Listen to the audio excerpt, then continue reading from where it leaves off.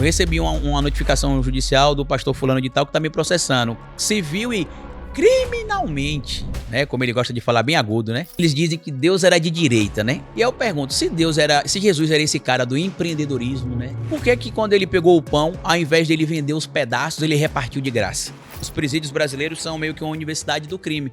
E é porque você entra lá, no caso do cara que foi preso por um furto, ele entra como aluno do ensino fundamental.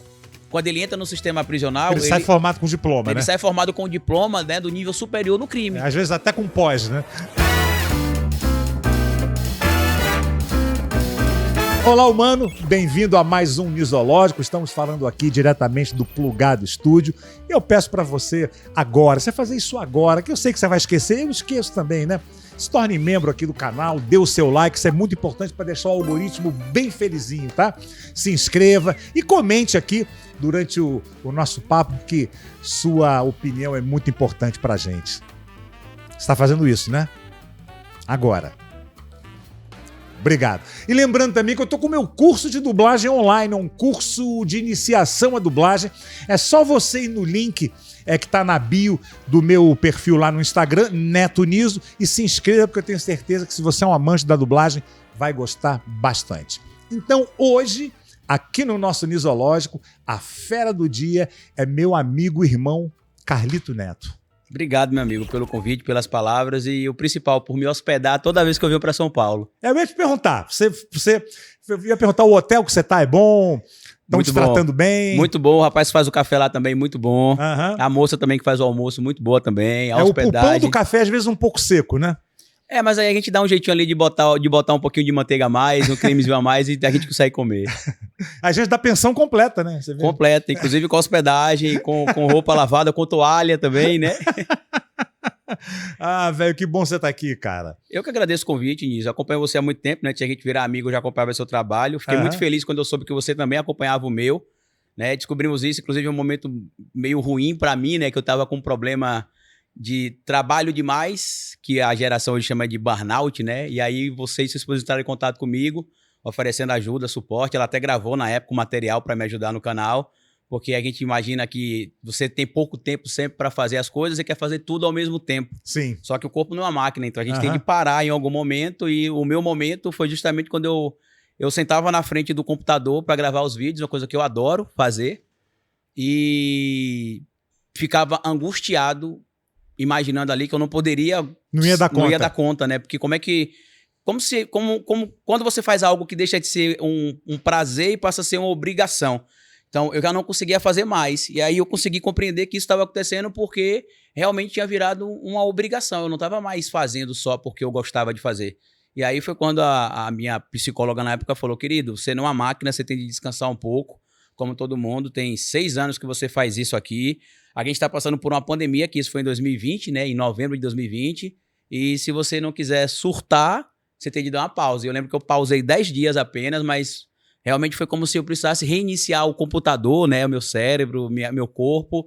E aí de lá para cá a gente voltou 100%. Em 2021 eu tive a oportunidade de conhecer pessoalmente, conhecer a Tati também, né? Inclusive queria mandar um abraço para ela. A Tati, que às vezes conversava comigo, meu amigo, porra, as coisas é difícil, mas não para, né? Com aquele sotaque carioca bem... As coisas são demais, né, cara? Cuidado. Seu trabalho é foda, não sei o quê. E aí isso me dava meio que um gás, porque realmente é difícil fazer o que eu faço, né? Pra quem talvez não conheça um pouco do meu trabalho, né? Eu sou historiador, cientista político, tenho um canal no YouTube chamado O Historiador, que hoje tem mais de 500 mil de inscritos, produzo conteúdo há 10 anos falando de política, né? Ainda mais política no campo da esquerda, que quando eu comecei era no auge da crise contra Dilma Rousseff. Então, se você falasse que você era de esquerda, ou se você defendesse a esquerda, automaticamente você estava, entre aspas, defendendo o bandido, defendendo crime, defendendo a petralhada. E se você defende bandido, você é bandido também. Né? E aí, mesmo assim, eu continuei por um período só, né? Eu acredito que de 2015 a 2018, né? Eu acredito que eu conhecia, né? Tinha o Henri Bugalho, tinha o Pirula também, né? Pirula teve aqui e deu um show, eu né, vi, cara? Eu vi. Pirula, vou te contar. Teve gente que falou, cara, como é que você conseguiu fazer o Pirula só falar por 1h30? No meu canal também, quando eu entrevistei ele, a gente falou por 1h30, mas eu falei, Pirula, é 1h30 mais ou menos, tá? Ele tá bom, então ele conseguiu se adequar. E aí, de lá pra cá, Niso, eu comecei a produzir mais conteúdo, né? E comecei a entender também que eu precisava me organizar. Eu acredito que às vezes é um problema do próprio, entre aspas, intelectual, imaginar que porque ele lê muito, porque ele conhece muito, ele vai sempre sentar com alguém para ter uma conversa e a conversa sempre vai ser muito foda, porque ele é uma máquina de saber. Ele vai sentar para gravar um conteúdo, ele sempre vai saber o que vai falar. Até as pessoas começaram a me fazer questionamentos que eu não sabia a resposta. E aí foi quando eu comecei a entender, não, peraí, eu não sei tudo, eu não posso falar sobre tudo. A partir dali eu entendi isso. Comecei, inclusive, a me especializar em outras áreas, porque eu era formado em História, sou militante político desde sempre, meu pai é sindicalista, né, perseguido durante a ditadura militar, né, fez parte ali dos grupos que ajudou a fundar o Partido dos Trabalhadores no interior da Bahia, né, distribuía os pasquins no interior também, né, que era, para quem talvez não saiba o que é um pasquim, era um jornal clandestino, né, dos, entre aspas, comunistas no Brasil, e nasci em um dia de greve, claro, né, o filho de um sindicalista, né, nasci em um dia de greve, inclusive deflagrada pelo meu pai, né, no hospital. Ele esqueceu de combinar com minha mãe a greve, aí minha mãe teve, né, dor de ter nenê, justamente no dia que ele, né, deflagrou a greve contra o hospital que ele trabalhava. Ele era técnico em enfermagem. Hoje a gente fala muito sobre direito trabalhista, CLT e outras coisas com a sua aplicação real, mas antes você tinha várias lacunas, né, que, inclusive, em especial antes da Constituição. E aí, no dia 3 de setembro de 86, à noite, minha mãe começa a ter dor de ter neném, vai para o hospital, e aí o médico fala com meu pai o seguinte: a gente vai fazer o parto da sua esposa, agora você tem que acabar a greve. Aí meu pai, com o dilema ético, né, que acho que é o que a gente que é da esquerda às vezes enfrenta sempre. E agora? Eu acabo a greve para minha esposa ter o filho e meu filho não morrer, ou eu continuo com a greve e defendo os ideais, porque uma coisa não tem nada a ver com a outra? E aí ele decidiu continuar a greve. Ele falou, ó, meu filho e minha esposa não tem nada a ver com o que está acontecendo aqui. E a greve não é minha, a greve é da categoria. E aí minha mãe ficou ali a manhã toda do dia 4, né? Ali, a madrugada toda do dia 3 pro dia 4, até que um médico amigo do meu pai foi pro hospital fazer o parto. Depois que acabou, inclusive, a greve, meu pai presenciou uma cena de racismo no hospital que ele trabalhava, e aí foi conversar com o diretor do hospital sobre isso, né, que não aceitava aquilo, né? Eu não vou repetir as palavras que ele falou aqui, lá, que a pessoa falou lá para a colega do meu pai, né? Senão vão dar strike aqui Não, e também porque são palavras que a gente precisa tentar extirpar da nossa sociedade. A discussão antirracista ela é importante, né? Mas eu não vou ficar dando palco para racista, né? Inclusive, ele foi preso recentemente na minha cidade, de novo agora, esse médico que é racista. E aí o que aconteceu, Niso? Ele foi e falou algo pro meu pai, na frente do meu pai, que meu pai não gostou com essa moça. E ele foi lá e falou, não gostei do que você falou com ela, né? Eu sou de uma família mestiça também, né? Eu não aprovo a sua conduta. E aí o médico falou, se o senhor está incomodado, dê sua vaga para ela. E adivinha o que meu pai fez? Realmente foi, saiu do emprego e deixou ela na vaga dele, né? Ela ficou no emprego, na vaga dele. Ele acabou depois sendo preso em atos na rua de manifestação, porque ali, se você fala 86, você está saindo da ditadura militar. É o finalzinho, né? Você está saindo. Então, resquícios ainda muito fortes, né? É porque a reabertura, entre aspas, né, formal, começou em 85, né? Mas ele, às vezes, por exemplo, em manifestação de rua, ele ia aferir pressão arterial, porque ele era técnico de enfermagem, aí o que é que cada um pode ajudar no movimento, no evento, no movimento do dia? No caso dele, ele ia aferir pressão arterial, ia fazer teste de glicemia, ia fazer outras coisas, né? Fazer acompanhamento de outras atividades ali, inclusive. E aí, às vezes, aparecia sempre ou a companheira de um delegado ou o companheiro de uma delegada na praça, sempre para acabar com o ato. E rodava e virava, meu pai era preso. Né? E quando você perguntava qual que era a acusação, se fosse na ditadura, eles iam utilizar o tal subversivo. Né? Aí, como não estava mais na ditadura, ele dizia que meu pai estava atrapalhando a ordem pública. Sei. E aí levava para prisão, né, para delegacia, fazia ali, não chegava nem a lavrar alto, nada, era realmente só para meio que intimidar. Né? Mas meu pai nunca se intimidou, inclusive eu milito desde criança com ele, né? Tanto que eu não sou filiado ao Partido dos Trabalhadores, meu pai foi por um período, mas diziam que eu ia nascer com a bandeirinha do PT na mão, porque meu pai era tão petista, mas tão petista que enquanto estava lá rolando a greve, minha mãe estava tendo dor de ter neném, ele estava lá conduzindo a greve. Não, e sua mãe furou a greve. Furou. Porque ela entrou em trabalho de parto. Exatamente. Descumpriu o combinado. Gostei dessa. Descumpriu o combinado. Mas eu acho que vem do berço nessa luta, né? E por ser nordestino também, Niso, acho que o nordestino ele já nasce militando. Né? Acho que só por você nascer em uma região que por muito tempo foi subjugada, né? Foi muito rica por muito tempo. Aí depois a coroa portuguesa, depois a coroa inglesa, depois o povo holandês veio aqui meio que passou a mão, né, nas nossas riquezas lá do Nordeste e parte da região Norte também. E a gente tem sempre de tentar se reemancipar, se provar o tempo inteiro, né? Você que é meu amigo há um certo tempo, você sabe a dificuldade que eu passo, por exemplo, sendo, entre aspas, eu falo entre aspas porque eu me identifico como um comunicador popular ou um cordelista de política, né? Eu não gostei de me... Gostei. Né? Eu não gosto nem de me descrever como um escritor intelectual da área da política. Apesar de ser escritor, inclusive estou aqui em São Paulo lançando o meu 4º livro, né, o Descomplicando a Política. Aproveitar aqui o espaço para divulgar também. Quem quiser comprar, está disponível nas principais plataformas de vendas de livros por aí. Mas você vê que mesmo eu servindo de referência, às vezes, para alguns políticos, sempre existem vários empecilhos para eu acabar tendo algum tipo de destaque. Mas como o nordestino sempre se reinventa, aí algumas pessoas meio que me boicotam em uma porta, aí outra janela abre, eu vou e pulo a janela, aí eles vão fechar a janela, eu vou e saio pela porta do fundo, depois dou a volta e pulo o portão, e vou sempre dando um jeito de estar presente. Até chaminé você já passou, né? Hoje eu consigo passar na chaminé, antes eu não conseguia passar. Perdeu não. Quantos quilos? Perdi 40 quilos. Cacete, quase um jockey, né? Quase um jockey. Perdi Cacete, 40 quilos, velho. né? Eu fiz uma cirurgia bariátrica tem mais ou menos 6 meses. Inclusive por causa da política, né? Eu acabei ficando com depressão, ansiedade, tomando um monte de medicamento, engordei acho que 50 quilos mais ou menos de 2017, 18 para cá, né? E só entendi que eu precisava fazer a cirurgia bariátrica quando a médica falou, ó, você tá com a gordura no fígado X, isso pode virar cirrose ou câncer, você tá com diabetes, você tá hipertenso. Cirrose sem beber ninguém merece, né? E eu mais grave, né? Que eu parei de beber, vão fazer 3 anos, né? Então, pô, tô sem beber pra cuidar da saúde e meu fígado só piora. Mas né? você bebia socialmente, né? Não, eu bebia a Vera. Você bebia bem? Bebia bem. Botava uma rocha... Todo dia? Todo dia não, mas de quarta ou quinta até sábado ou domingo a gente tava tomando sempre a cervejinha. Porque quarta tinha um futebol, aí na quinta tinha um futebol do time que você queria que perdesse, você assistia. Aí na sexta você tomava uma cervejinha porque era sexta. No sábado é porque era sábado e você tava de folga. E no domingo para você começar a semana na segunda-feira, entre aspas, relaxado, né? Sei, e era sei. a Vera, né? Eu bebia assim, minha esposa também, a gente bebia juntos, né? Hoje ela bebe, mas eu não bebo mais. Mas às vezes acontecia assim, de ela tá no trabalho, eu falava, meu amor, eu comprei aqui 2 caixinhas de cerveja da marca X.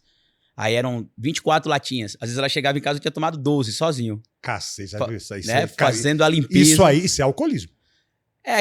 Minha esposa tem um termo que ela utiliza que eu era como é que ela falava? Que isso é o alcoólatra. Ela tem um termo, eu não me recordo agora. Recreativo, assim? Não, ela mais tem ou menos outro por termo aí? Porque tem gente que só percebe que tá... Eu não sei se eu era alcoólatra, mas tem gente que às vezes não percebe o alcoolismo, por quê? Porque ela consegue acordar para ir trabalhar, ela vai para o trabalho uma vida e volta, funcional. né? Eu tava quase, como ela fala, um alcoólatra funcional. Porque Não bate no companheiro, companheira. Trabalhava, né? Cumpria minhas obrigações profissionais, mas não tinha essa... Por exemplo, se eu chegasse num bar para beber com ela, não tinha isso de, eu vou tomar uma cervejinha só para descontrair, não. Eu queria tomar uma cervejinha para ficar mamado, né? Para ficar manguaçado mesmo, cheio de cana. Né? Eu lembro que o último dia que eu bebi foi em novembro de 2021. Foi a primeira festa que eu fui com a minha esposa, depois que começou a liberar alguns eventos, né? Sei. E aí eu lembro que eu comecei a beber de manhã com uma amiga, ela foi visitar uma colega no interior, eu fui pra praia com um amigo, o esposo da amiga que viajou pro interior com ela. E aí a gente começou a beber 9 da manhã, aí saímos da praia 2 da tarde, aí bebemos mais umas cervejas que a gente tinha em casa à tarde, aí pegamos a minha esposa, a esposa dele, fomos pra essa festa à noite, e aí eu bebi, né, assim, manguacei mesmo assim, né, a Vera, como a gente fala. Cheguei bem mal em casa, e aí isso era um domingo, Niso, e eu fiquei de ressaca até a quinta-feira. E aí, nesse dia, eu falei, realmente eu não posso beber mais. Tem alguma coisa errada. Tem alguma aí, coisa, né? eu fui exatamente, tem alguma coisa errada. E quando eu falo que eu fiquei de ressaca, não é tipo dor de cabeça, não. Eu ficava mal, eu levantava e ficava tonto. De cama, né? De cama. Tanto que essa semana que for no meu canal procurar, novembro de 2021, o finalzinho ali, vocês vão ver que o meu canal ficou uma semana sem produzir conteúdo que eu não conseguia nem gravar vídeo. Aí eu falei, caralho, se eu era um alcoólatra funcional, eu estava perto de ser um alcoólatra funcional, isso está atrapalhando meu trabalho e a minha saúde. E eu comecei a perceber que eu ficava com as mãos muito inchadas às vezes quando eu bebia. Isso também era o fígado falando, amiguinho, tá passando um pouco do ponto. E aí parei de beber, imaginando que meus problemas iriam acabar, mas não acabaram, né? Mas graças a Deus hoje, depois da cirurgia bariátrica, Não tomo medicamento mais para depressão, para ansiedade, para síndrome do pânico, para déficit de atenção, né? Que eu sou TDAH, déficit de atenção. Tomo mais nada. Todo mundo é, cara. Em Será? um certo nível. Eu Eu acho que sim. Acho que... Agora, cara, podcast é uma coisa fascinante. A gente enveredou por um caminho aqui que eu nunca imaginei que a gente ia falar aqui. Aproveitando isso, você como político, eu vejo a bebida como uma droga. É uma droga. Uhum. E o cigarro também, né? E liberado. E você acha que deveria ter uma legislação, uma lei ou que, não vou dizer proibir, mas que, sei lá, que pudesse ter alguma coisa na Constituição que limitasse isso de alguma forma? Você acha que ia adiantar para começar? Então, eu acho que a gente precisaria olhar para essa questão da droga com um olhar mais único, né? Porque, como você citou, você tem o próprio álcool e o tabaco que também causam dependência, né? E mata, né? E mata. E você não olha essas drogas, por exemplo, como sendo drogas tão severas quanto, por exemplo, a maconha. Né? Minha mãe faz uso do canabidiol, né? Não é exatamente a maconha, mas é o óleo extraído... Como medicação, né? Isso. Né? Ela tinha fibromialgia, depressão também, estava bem magrinha, depois começou a tomar o óleo de canabidiol. Acabou o problema das dores de fibromialgia. A larica deve ser forte, né? E passou também a comer muito. Ela engordou acho que já uns 12 a 13 quilos, né? E ela não tinha apetite, digamos assim. Sei. O que é que eu defendo nisso? Inclusive, em 2020 eu fui consultor da campanha do Guilherme Boulos aqui em São Paulo. E em 2022, quando eu entrevistei ele no meu canal, eu falei que eu queria que ele assumisse um compromisso comigo, que era o compromisso de alterar o artigo 28 da Lei de Drogas. Que é o quê? Se o indivíduo que bebe cachaça, né, todas, né, inclusive as cachaças ali, as aguardentes, os uísques, as vodkas e as cervejas. Os destilados. Destilados no geral. E aquelas pessoas que, por exemplo, fumam tabaco ou qualquer derivado do tabaco, por que elas não são vistas como drogadas? Mas uma pessoa, por exemplo, que é presa, às vezes, com baseado, é presa acusada de ser traficante de drogas. E aí, por que eu pedi para ele prestar atenção e alterar o artigo 28 da Lei de Drogas? Eu acho que é a Lei 6.433, se não me falha a memória. É a Lei de Drogas, né? Vocês vão lá no artigo 28, vocês vão ver que lá fala já o seguinte, Niso, que existe uma separação entre o dependente e o traficante. Por quê? As pessoas que tanto consomem cerveja ou qualquer outra bebida alcoólica, quanto quem fuma cigarro, né, ou tabaco, ou quem fuma maconha ou qualquer outra droga, ela tem de ser primeiro interpretada como um indivíduo que pode ter uma patologia ou pode ser um criminoso. Porque o alcoolismo é uma doença, né? Então, você tem de tratar o indivíduo que está doente... Tem que discernir.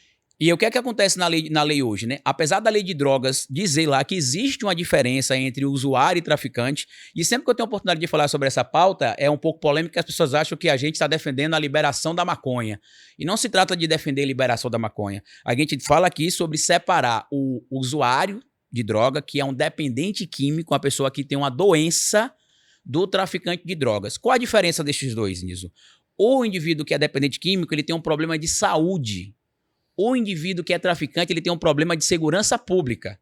O que é que acontece hoje? Todos são tratados como indivíduos que têm problema de segurança pública. Entendi. Né? Eu tenho, por exemplo, pessoas na minha família que tiveram problema com dependência química, tanto álcool quanto outras drogas, e que fizeram tratamento e se ressocializaram. O que é que a lei diz hoje? E é por isso que a gente briga tanto para que o artigo 28 seja mudado da Lei de Drogas. Diz o seguinte, que o indivíduo que é enquadrado ali como usuário de droga, por exemplo, ele tem de passar por um programa, ele tem de passar por punições e sanções administrativas. Entre elas, por exemplo, Niso, passar por um curso para saber quais são os males que a droga faz, cumprir medida na sociedade, né, como, por exemplo, atividade comunitária, e fazer um tratamento de saúde. É isso que a lei diz. Só que a lei também diz o seguinte, quem vai determinar se a quantidade que estava com o indivíduo ela é para consumo ou para tráfico é o magistrado. Ou seja, é o juiz que vai dizer, ó, o Niso está portando aqui um beck, isso é para o uso. Carlito está portando um beck, é para tráfico. E isso é polêmico por quê? Porque o caráter do magistrado ele é subjetivo. Ele é tão subjetivo, Niso, que dados da Secretaria de Segurança Pública do Estado de São Paulo mostraram, por exemplo, olha o absurdo, para um indivíduo ser preso, acusado como traficante de drogas, sendo negro aqui em São Paulo, ele precisa estar aportando aproximadamente de 80 a 100 gramas de maconha. que é uma quantidade relativamente grande. Mas sabe quanto é que uma pessoa branca tem de estar portando para ser considerada traficante aqui? Ela tem de estar portando 480 gramas. Mas isso tá assim... Isso é estatístico, né? Mas eu digo, isso é na lei ou é uma coisa... Não, o que acontece? Que na prática acontece. A lei diz que o magistrado tem de determinar, levando em consideração, olha que interessante, a quantidade, as circunstâncias, ou seja, se você está na periferia, você já é traficante, né? Sim. e o histórico social do indivíduo, que se você é preto, pardo, automaticamente já tem um histórico social, entre aspas, criminoso, no olhar preconceituoso de parte da sociedade. Nós temos um país extremamente racista. E isso fica evidente, por exemplo, nesse perfilamento racial, né? Que se você é preto com o beck, você é traficante, e se você é branco com o beck, você é um dependente químico. A prova, recentemente aconteceu o caso bem famoso do o alemão, né? Que ganhou o Big Brother. Né, foi preso lá fazendo uma confusão no Rio de Janeiro, apontando arma para um, apontando arma para outro. Se internou porque ele era dependente químico, ele não era traficante de drogas, né, era dependente químico. E aí depois ainda foi dar uma entrevista na Record falando como é que foi a experiência de superação dele. Você conhece alguém que passa pela mesma situação do alemão sendo preto e que depois, inclusive, vai ter espaço ali? Não tem. Por quê? Porque a lei tem tratamento diferente. Por isso que a decisão do STF agora, das 25 gramas, né, que muita gente está falando aí, é importante.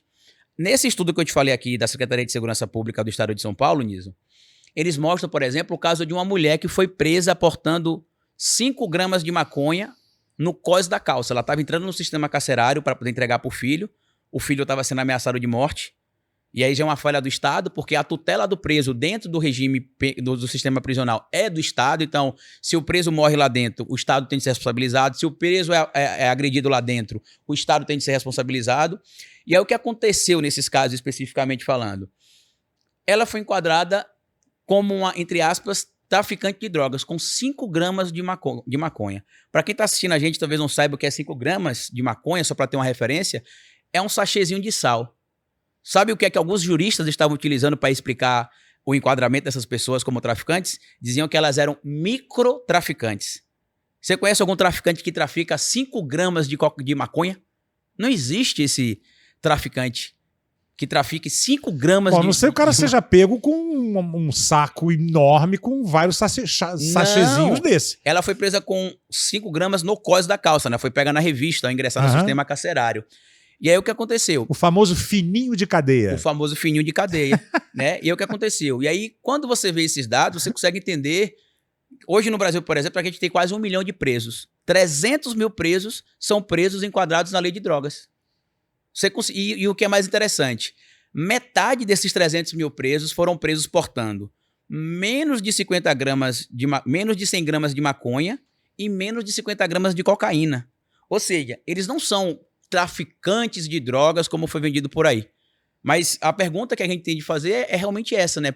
Por que se tem esse bloqueio de querer mexer na lei de drogas? Porque agora a gente vê a extrema-direita falando, eles querem liberar a maconha. Inclusive, eu queria até dizer, né, que eu trouxe aqui para que eu não fosse preso, né? Porque agora eu sou obrigado a andar com 25 gramas de maconha, né? Segundo a extrema-direita, né? Porque já que tá liberado, então eu tenho de andar, porque senão eu sou esquerdista raiz. É uma piada isso, tá? Espero que as pessoas entendam, né? Que eu não tô portando droga nenhuma. Mas isso é importante pra gente desencarcerar, Niso, as pessoas que estão no sistema prisional. Sabe uma coisa que me choca? Eu tô fazendo um estudo para escrever um livro sobre o processo de ressocialização dos menores inseridos no sistema de ressocialização e dos maiores inseridos no sistema de penalização. O que é que eu descobri até agora? 80% dos jovens que passam pelo regime de ressocialização não voltam ao crime. Ou seja, o sistema de ressocialização, por mais dificuldades que tenham, ele tem cumprido o seu papel. Ou seja, você pegou um menor de idade ou um jovem que cometeu um crime, ele foi colocado dentro do sistema carcerário, e aí você, através de um processo de ressocialização, você consegue fazer com que 80% desses jovens se reintegrem normalmente à sociedade e nunca mais cometam crime. Apenas 20% desses jovens acabam regressando ao mundo do crime. Sabe qual é o dado quando a gente fala de adultos que entram e saem do sistema carcerário? É o oposto. Apenas 20% dos adultos que passam pelo sistema carcerário não regressam ao crime. 80% regressam. E aí você vai me perguntar, quais são os fatores que levam isso a acontecer? Diversos. O principal é que vários presídios, várias casas de detenção, não tem, por exemplo, atividade de ressocialização. Não tem um não tem trabalho para um indivíduo fazer lá e dentro. tem uma lei que é absurda, que é o cara só trabalha se quiser. O cara não trabalhava lá fora, bicho. Ele vai querer, não, aqui eu vou querer trabalhar. Aqui não vai querer, cara. Mas eu acho que tinha que ter trabalho forçado, sinceramente. Eu acho que não, porque assim, a gente não pode obrigar ninguém a fazer nada, né? Até porque ninguém é obrigado a fazer nada, a não ser por força da lei, né? A Constituição até estabelece isso, né? Ninguém é obrigado a fazer nada, a não ser que seja algo legal, né? A lei determine que aquilo seja obrigado. Mas o que é que eu acho que deveria se ter? Se deveria ter o processo de conscientização. Por quê? Tem pesquisas que mostram, por exemplo, que em vários presídios, né, ou casas de detenção, você tem ali os presos sendo perguntados se eles praticariam atividade profissional, se existisse aquela atividade profissional no sistema. E eles dizem que sim. Só que a maioria não tem. Mas onde? Na Finlândia, né? Não, aqui no Brasil. Jura? Existem vários estudos sobre isso. Porque o que acontece? A gente tem uma visão do indivíduo que comete crime como um indivíduo que é um crápula e que nunca mais vai querer se ressocializar. Só que você tem que entender, você que fala sociedade, né? Que existem diversos tipos de crimes e diversos tipos de criminosos. Por exemplo, você tem um cara lá que é um latrocida, você tem um cara que é um abusador, você tem um cara... não vai ter jeito. A gente sabe que tem gente que não... E você tem um cara, por exemplo, que cometeu pequenos crimes, só que cometeu diversas vezes, acaba, né, sendo condenado em um crime, depois tem reincidência, tem gente que não sabe, né? A reincidência ela só acontece quando você já é condenado em um crime. Tanto que muita gente fala assim, o fulano já foi preso 30 vezes. E como é que ele continuava solto? Simples, porque nenhum desses 30 processos ainda, das prisões que talvez tenham gerado processo, chegou no transitado e julgado. Então ele não tem uma reincidência. A reincidência só acontece quando o indivíduo já tem uma condenação transitada e julgado. A maioria dos programas policialescos, inclusive aqui em São Paulo tem vários que falam, o bandido tal passou mais de 30 vezes pela cadeia e tá na rua. Por quê? Porque todo mundo tem direito à presunção de inocência, direito ao contraditório e ampla defesa. Então ele pode ter passado 30 vezes na cadeia. Esses dias eu até respondi a uma pergunta... E não ter sido condenado, E não ter sido condenado. Ou, por exemplo, ele passou 30 vezes na cadeia por quais crimes? Pode ter sido um furto. O que é um furto? O furto é um crime que não envolve violência. É a pessoa, por exemplo, que subtrai esse copo aqui, por exemplo, ou subtrai esse travesseiro aqui, por exemplo, do lado... E você não viu, você não sabe. Ou estelionato, né? Coisas que... Eu vou pegar o crime de furto, que é um crime muito comum. Por exemplo, pessoas que entram em farmácia para furtar coisas de alguns dependentes químicos, que entram em farmácia para roubar, por exemplo, produtos de estética, que normalmente eles vão na biqueira e trocam por algum tipo de droga que ele consome. Aí o cara fala, esse cara já foi preso 20 vezes. Aí quando você vai ver quais foram os crimes, quais foram as prisões dele? Todas por furto. Ou seja, furto é um crime que não envolve violência. Por quê? Porque, em tese, a vítima nem sabe que está acontecendo o crime. Diferente do roubo, que o roubo pode envolver ameaça, o roubo pode envolver violência, tanto que você pode ter tentativa de homicídio, lesão corporal grave. Então, eu acho que a gente deveria ter um estudo mais amplo sobre essa questão do sistema carcerário, porque quando eu fui fazer esse estudo que eu te falei, eu fiquei chocado, porque eu percebi que quando é menor de idade e que ele passa pelo sistema de ressocialização, ele é reinserido na sociedade. Se você levar em consideração que só 20% regressam ao crime e 80% não regressam, para mim esse programa é um sucesso. Quando você vai para o adulto é o oposto, 80% regressam ao crime. O crime, inclusive no Brasil, que mais leva para a cadeia é o crime de tráfico. Você sabia? Não sabia. É o crime que mais leva a pessoa para a cadeia. Por quê? Porque como a lei de drogas ela era muito aberta à interpretação do magistrado, estava lá, caberá ao magistrado determinar se a quantidade presa era para consumo ou para revenda. Para essa decisão, ele levará em consideração o local, as circunstâncias e o histórico do autuado. Uhum. E aí, outro dado interessante, mais de 60% dos presos por tráfico de drogas aqui no estado de São Paulo não tinha ligação com nenhuma facção criminosa, tinham trabalho fixo no momento que foram presos e a maioria deles estava aportando um baseado. Ou seja, a história dos tais microtraficantes de drogas, né? Então a gente entende que... São os traficantes moderados, né? Os traficantes moderados. Isso é uma crítica, inclusive, que a gente faz ao presidente Lula, né? Porque a lei de drogas foi aprovada no governo dele. E a ideia, inicialmente, segundo eles divulgaram, que foi em 2006 que ela passou, é que a lei de drogas tivesse a sua aplicação. Olha, o usuário não é traficante. Que a lei lá está deixando isso claro. Porém, quando ela deixa a lacuna para que o magistrado interprete se a quantidade era para consumo ou para venda, aí você vê, como eu mostrei aqui, para um preto ser preso como traficante de drogas com maconha, ele tem que estar portando de 80 a 100 gramas. Um branco tem que estar portando 480 gramas. Ou seja, é meio quilo, praticamente, para uma pessoa branca. É uma enormidade. Entendeu? É meio quilo. Cara, sabe que eu sempre tive fascínio por cadeia, né? Cadeia é uma coisa fascinante. E sempre me chamou muita atenção, assim, cara, o cara é pego à força, ele é colocado dentro de uma jaula, né? Dentro de um sistema, e ele fica ali, né, cara? E não tem um programa nenhum ele simplesmente ele é segregado, né? Ele é colocado ali para ele ser um exemplo para a sociedade. Não, e tirarem ele da sociedade, pô, tô tranquilo agora. Esse aí não vai mais importunar a gente. E uma vez eu fui gravar no presídio Milton Dias Moreira, no Rio, que já foi desativado, que era a famosa Frei Caneca. Uhum. E, cara, eu fiquei muito chocado. Eu fiquei com aquelas imagens assim na minha cabeça durante um mês, sabe? E o que me chamou muito a atenção, cara, é que os caras vinham assim, com um bilhete, me entregavam assim um bilhete. Aí eu abri, era assim, pelo amor de Deus, cara, traz pra gente uma pasta de dente, traz pra gente um sabonete. Cara, isso me chocou demais. Eu falei, mas o Estado não dá, o sistema não dá, cara. É tudo dentro ali daquele mercado que existe, né, paralelo. É um comércio paralelo. Lá dentro. Sabe, eu fiquei sabendo também que você chega... eles não designam uma cela em muitos presídios, né? E você tem que ir para o chefe de alguma facção, para o cara te alojar, para o cara te... Cara, isso é uma coisa, meu Deus do céu, medieval, né? Porque, como eu disse, o sistema carcerário, pelo menos para os adultos, né? Ele não é feito para ressocializar. As pessoas que vão estar vendo esse papo aqui vão ficar meio chocadas com essa conversa que a gente está tendo, porque as pessoas precisam entender o seguinte, o sistema prisional brasileiro, ele não tem uma determinação meramente punitiva. Ela tem de ser também ter uma aplicabilidade de ressocialização. Por quê? O indivíduo, muita gente fala assim, o indivíduo entrou para a vida do crime porque quis. Não, você tem pessoas que realmente talvez vejam ali na vida do crime. Tem a índole, né? Um certo charme. No Rio de Janeiro a gente tem alguns casos, por exemplo, famosos, né? Que é glamorizado. Na Bahia a gente teve o caso do Guilherme, do Leonardo Pareja, se não me falha a memória, né? Que sequestrou inclusive a neta, o sobrinha do ACM, do Antônio Carlos Magalhães, não o de agora, neto, né? O avô, né? O avô dele, o ACM mesmo, o original. Né? E você vê que tem pessoas que se deslumbram. Figura agradável, né? Assim, de jeito nenhum. Tô sendo irônico, gente. É isso, ele era o Toninho Malvadeza, como a gente brincava. Como eu boto, né? nos comentários, né? Atenção, a ironia nesse comentário, né? Porque dá mais escrito, né? E tem gente que não consegue interpretar, às vezes, verdade. Mas eu acho que a gente precisa ter esse entendimento de que se você quer uma sociedade melhor, você precisa buscar melhorar a sociedade. Por exemplo, você acha que colocar alguém dentro do sistema carcerário, sem pasta de dente, sem sabonete, comendo marmita azeda e sendo acolhido pelo crime organizado lá dentro. De infiltração, de rato. Você acha que ele vai sair de lá melhor e falar, caramba, vou sair daqui muito melhor lógico agora. que não. E tem que entrar, muitas vezes tem que entrar no esquema.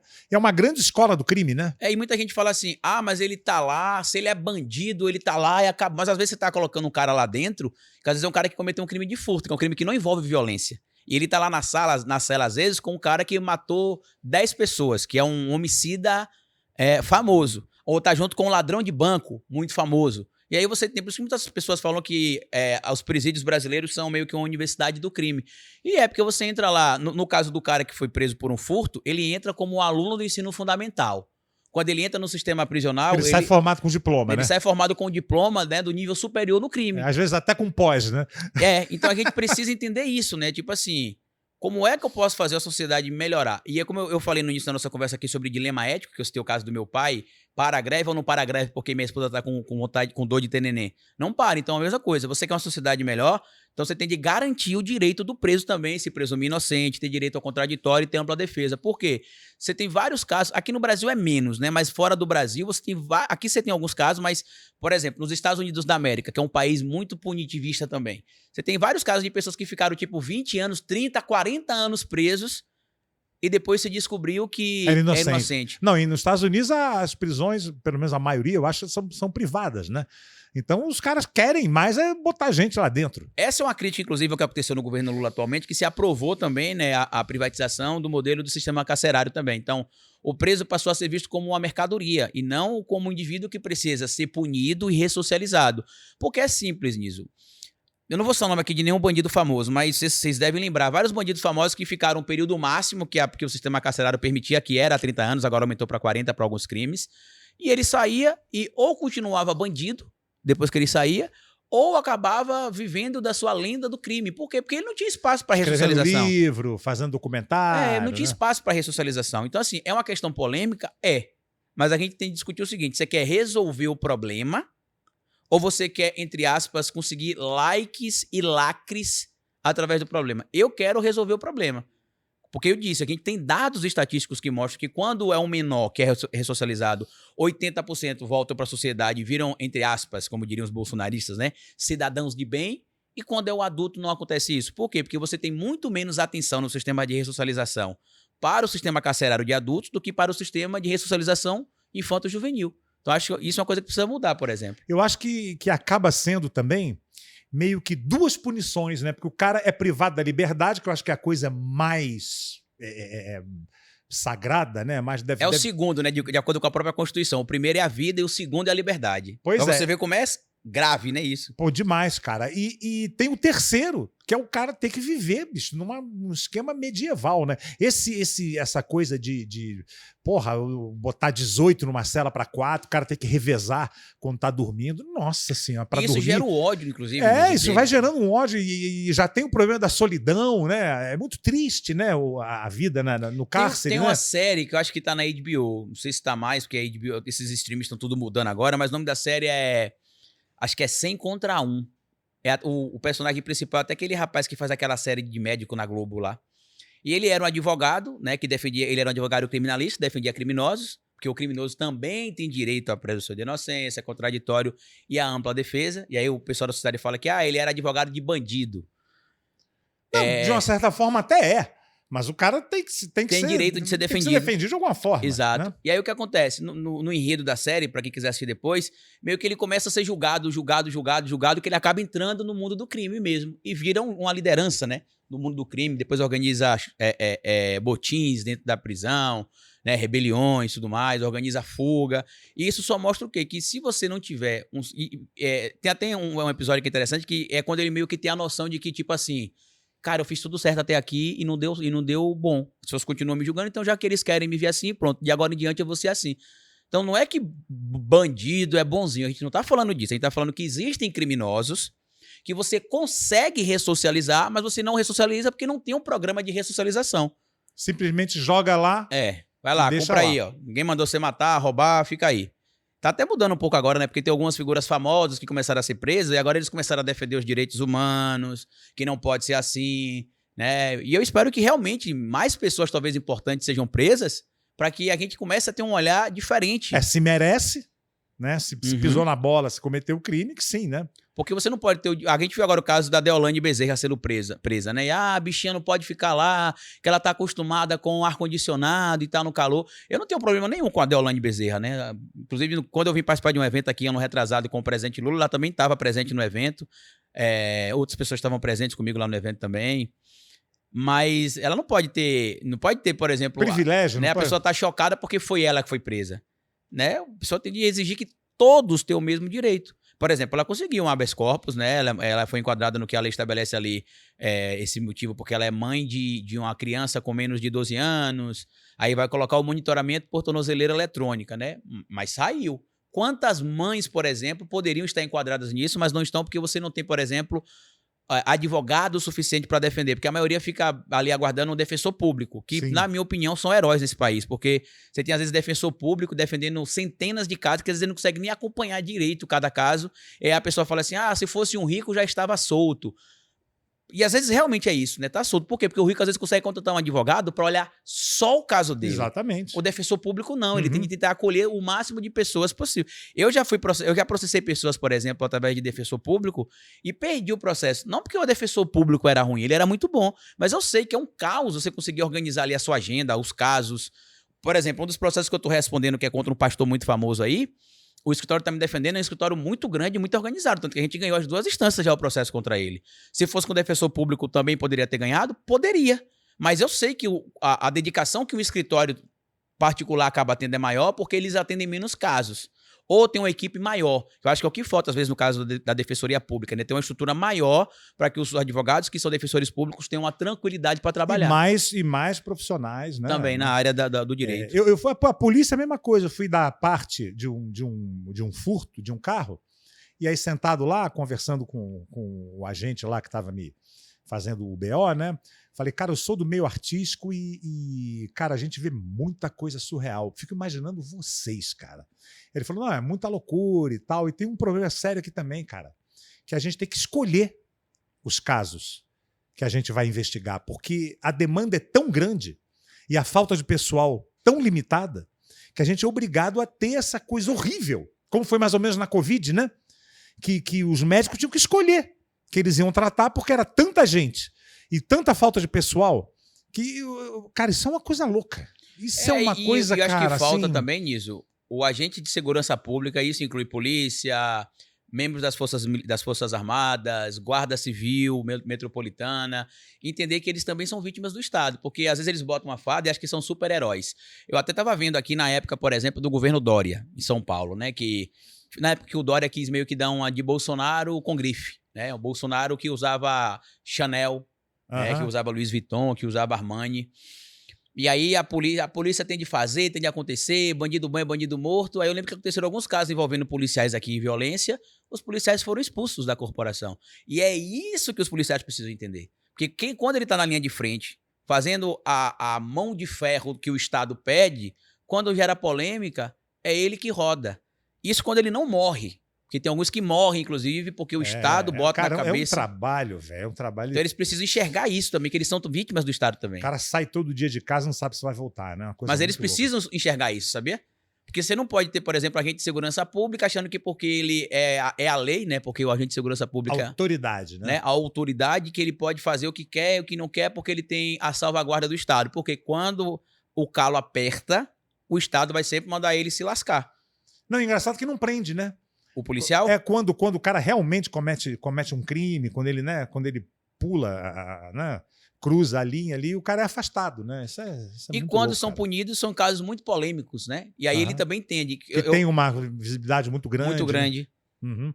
Carlitos, vamos mudar de assunto, porque o algoritmo deve estar adorando, né? Com certeza. Esse papo nosso aqui, né? Eu acho que a onda agora foi uma catarata do Niágara, né? Você, como historiador, me responde uma coisa. Meu avô, por exemplo, nasceu em 1800 e tal, falava que o Brasil era o país do futuro. Então eu ouço isso desde que nasci. Por que o Brasil é o que é? Sendo essa potência espetacular. Meu avô também dizia uma frase assim que era fantástica. Falava, o Brasil é um país tão rico que se rouba aqui desde Cabral de uma forma desenfreada e ele ainda é uma grande potência. Por que a gente melhorou, né? Uhum. Melhorou, com toda certeza. O mundo melhorou, né? A gente fala, pô, o mundo tá aí, mas, pô, pensa na Inquisição, velho. Pensa na escravidão, no Holocausto, né? Realmente melhorou. Mas continua, né, essa surrealidade, vamos dizer assim. O que você acha, historicamente, que nos levou a chegar a ser do jeito que a gente é? Então, eu acho que eu raramente cito livros, né? Que eu disse que eu não sou muito de ficar citando literatura. Eu gosto de falar conhecimentos que eu vivencio e tudo mais. Mas o Sérgio Buarque de Holanda, o pai do Chico Buarque de Holanda, ele tem um livro chamado Raízes do Brasil. Esse Buarque é o do dicionário? Não sei dizer nisso. Tá. Se é o mesmo do dicionário. O do dicionário é Aurélio, não? Não, mas tem um outro aí que tem Buarque. Que tem o Michaels, né? E tem não, o Aurélio. Aliás, até desculpe aí se eu estou errando, pode ser ignorância Mas minha. o do Raízes do Brasil é o Sérgio Buarque, isso eu tenho certeza, que é o pai do Chico, né? E lá ele traz uma figura que é a figura do homem cordial, né? Quem seria o homem cordial? O homem cordial seria o indivíduo na sociedade brasileira que criou o famoso jeitinho brasileiro. É o cara, por exemplo, que trata a coisa pública como privada. É o cara, por exemplo, que sempre dá um jeitinho de privilegiar os amigos e prejudicar os inimigos. É o cara que, às vezes, por estar em um meio social mais relevante, consegue espaço, mesmo sem ter tanta qualificação, por exemplo. E eu acho que a questão também da formação intelectual do Brasil tem um dedo nisso. Vou te dar um exemplo. Tem um intelectual sergipano chamado Sérgio Romero e tem um outro intelectual, acho que carioca, chamado... Oliveira Viana, não sei se ele é carioca, mas são dois intelectuais do final do século XIX e início do século XX. E sabe, Google. E sabe o que eles diziam sobre... Google. E sabe o que eles diziam sobre a formação da sociedade brasileira? Por que o Brasil nunca daria certo?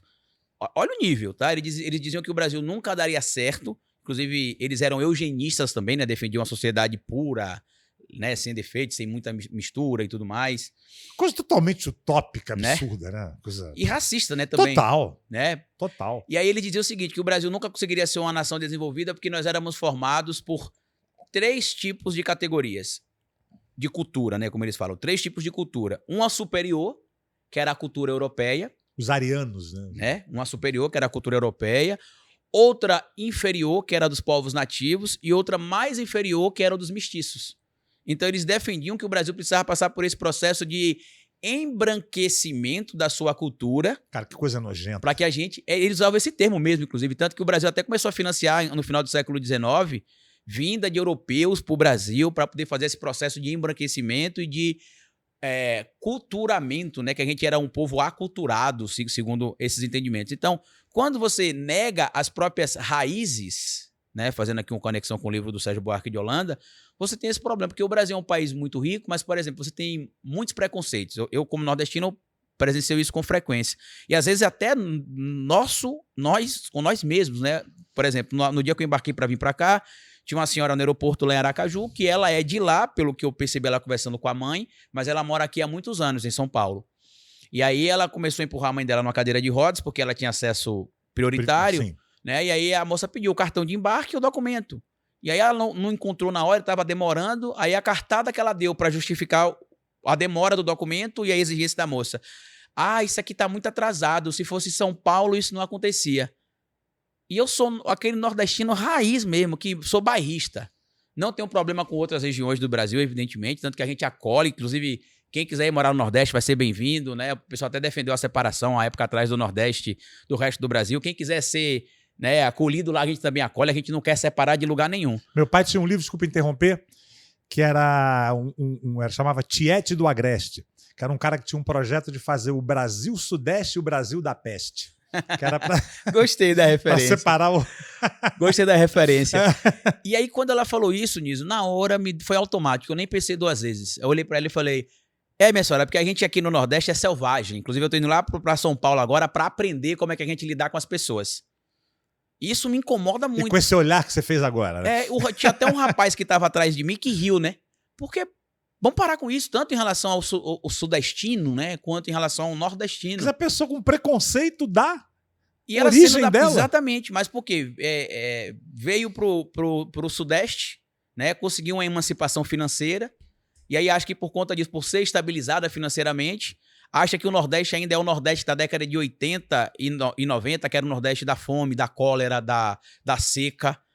Hoje o Nordeste é tão evoluído quanto qualquer outra região. Não, você vê, cara, culturalmente, a medicina, tem grandes médicos nordestinos. Inclusive, entre as 10 universidades, entre as 10 melhores universidades públicas do Brasil, algumas são do Nordeste. Inclusive, uma delas é lá de Sergipe, na Universidade Federal de Sergipe, é o UFS. Você tem, por exemplo, tratamentos de queimados, que foi desenvolvido pela Universidade Federal do Ceará, desenvolvido na Universidade Pública do Nordeste. Você tem um polo de tecnologia no Recife, inclusive que exporta desenvolvedores de jogos, desenvolvedores de aplicativos para a Coreia, para a China, para o Japão, para o Canadá, para os Estados Unidos da América, vindo do Nordeste. Eu lembro que teve uma vez, Niso, que um amigo meu, eu não vou dizer o nome dele, mas ele vai entender a referência, que ele me segue, ele vai assistir esse programa provavelmente. E aí ele mora em Cuiabá, né? E aí levou a coordenadora dele para conhecer o Nordeste. Aliás, olha só, dia 25 vou estar em Cuiabá com a peça Nunca Desista de Seus Sonhos. Jabá feito, tá vendo? Pode continuar. Coisa boa. E aí ela chegou lá e a gente começou a rodar com ela e ela veio com aqueles estereótipos do Bolsa Família, que o nordestino só vive de Bolsa Família. E eu perguntei para ela, mas minha senhora, a senhora sabe quanto é que o Bolsa Família paga? Ela paga um salário mínimo, né? E na época não era nem isso, né? Acho que era R$112 por criança, né? E tem os critérios, que ele acha que é o seguinte, a mãe nordestina vai ter 5 filhos, vai ficar deitada numa rede na varanda de casa, com os curió cantando ao redor, o sabiá cantando, os bacurizinhos correndo no meio da rua, no meio do chão de terra pisada ali, e que vai só cair o capulézinho na conta dele todo mês. E não. Você tem as contrapartidas, que o empresário, por exemplo, que está na desoneração fiscal do governo, não tem uma contrapartida. Né? Esses 546 bilhões de reais que o governo está dando de isenção fiscal para empresário brasileiro, não tem contrapartida. Os 180 bilhões que o Brasil gasta com o programa social, tem. Por exemplo, a mãe que tem filho no programa Bolsa Família, ela tem de preencher alguns critérios técnicos. Se a criança tiver em idade escolar, tem de estar matriculada, e com frequência escolar, tem de estar com acompanhamento do agente de saúde em dia, com o peso e nutrição da criança em dia, ou seja, a criança tem de estar dentro do peso proporcional à idade. Tem que estar alimentada. Tem que estar com o cartão de vacinação em dia. Se deixar de preencher qualquer um desses critérios, cortam. Ela corta. Ou não recebe, né? Aí a pessoa fala, mas a pessoa recebe Bolsa Família para não trabalhar? Não, querido. É justamente para poder dar uma condição mínima de subsistência. Tem gente que não sabe, mas eu fui do Bolsa Família até 2004. Era Bolsa Escola na época do Fernando Henrique Cardoso, aí depois deixou de ser Bolsa Escola e virou Bolsa Solidariedade, que tinha os dois, né? Tinha o Bolsa Escola e o Bolsa Solidariedade, e depois juntou os dois, Bolsa Família, né? Que a gente recebia o Vale Gás, recebia um valor a mais, e era o dinheiro que minha mãe dava pra gente comprar coisa pra escola. Papel pautado, que acho que o pessoal aqui não sabe nem o que é mais, né? Caderno, lápis, hidrocor, lápis de cor. Caderno, lápis, eu acho que também ninguém sabe. Muita gente não vai saber o que é. E pra quem é sudestino, Niso, talvez essa questão de educação seja algo muito fácil. Que realmente depois que...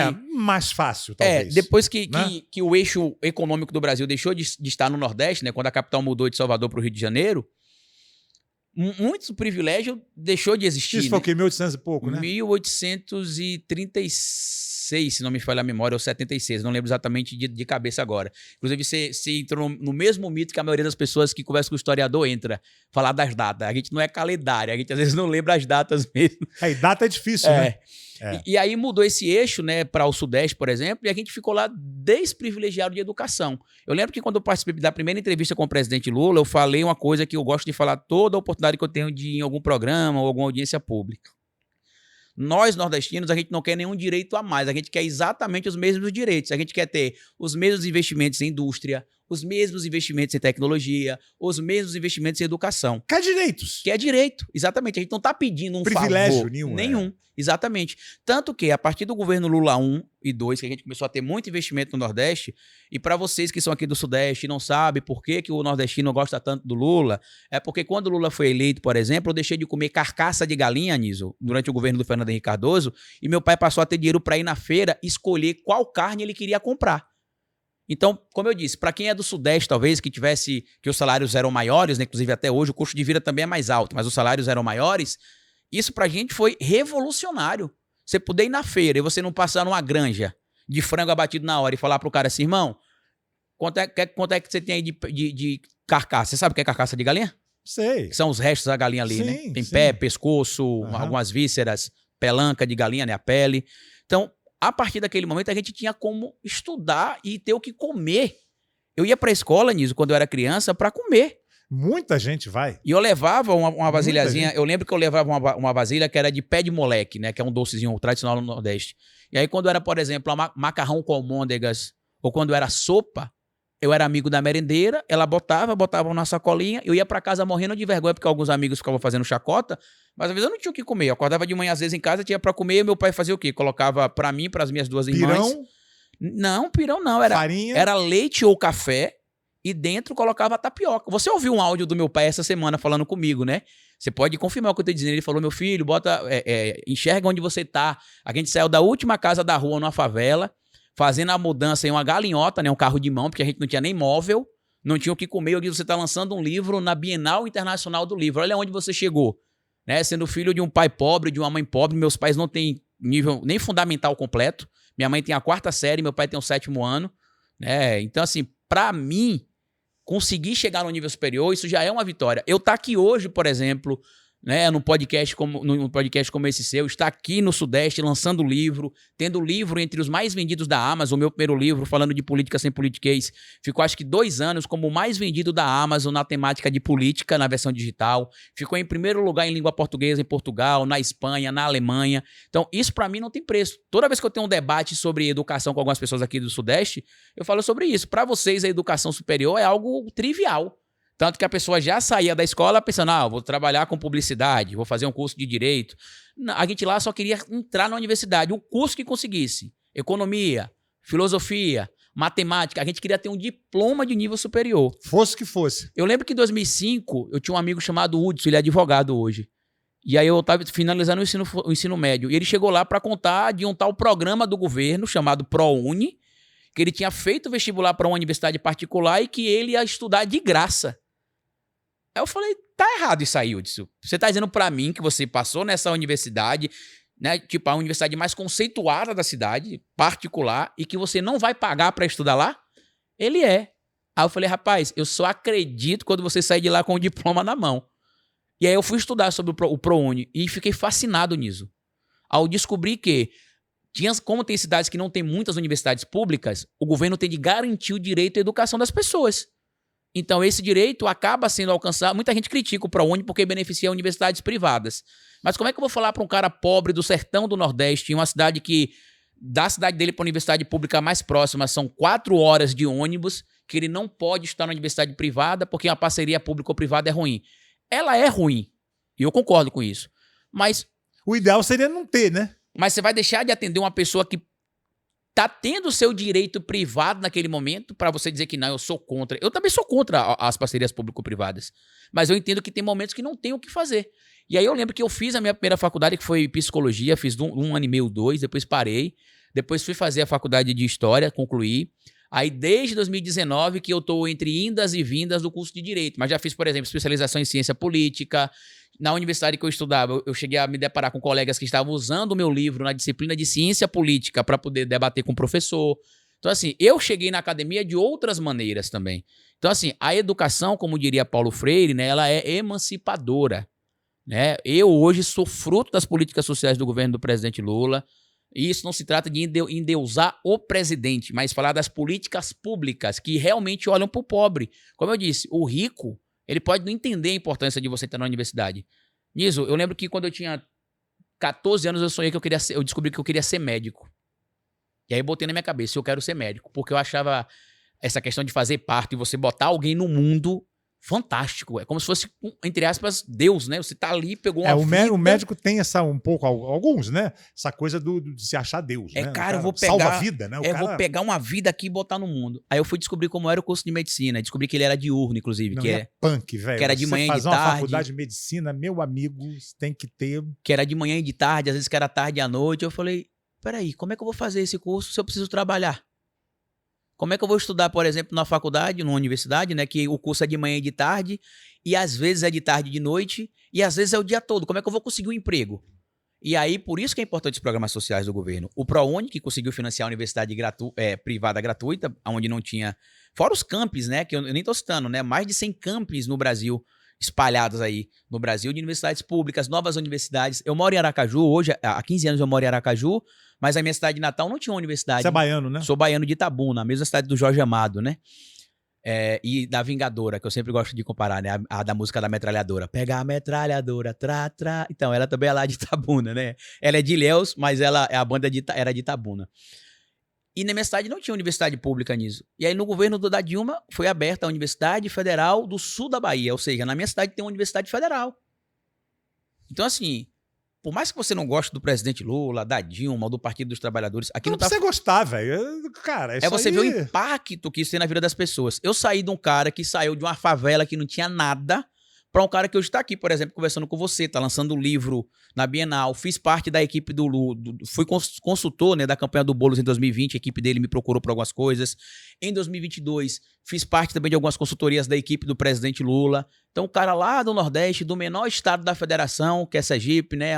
Aracaju é uma capital minúscula, tem 600 mil habitantes, comparado à realidade do Sudeste, né? Rio de Janeiro, São Paulo, cidades gigantescas. Mas a gente está aqui, marcando território, falando sobre política, incomodando pessoas, né? Como o pastor que eu citei aqui mais cedo, né? Que eu não disse o nome, mas daqui a pouco a gente fala, que me processou por falar a verdade, né? Porque hoje eu sou ex-crente. E aí ele acabou ficando incomodado com algumas coisas que eu falei, mas na época eu era crente e eu pude rebatê-lo.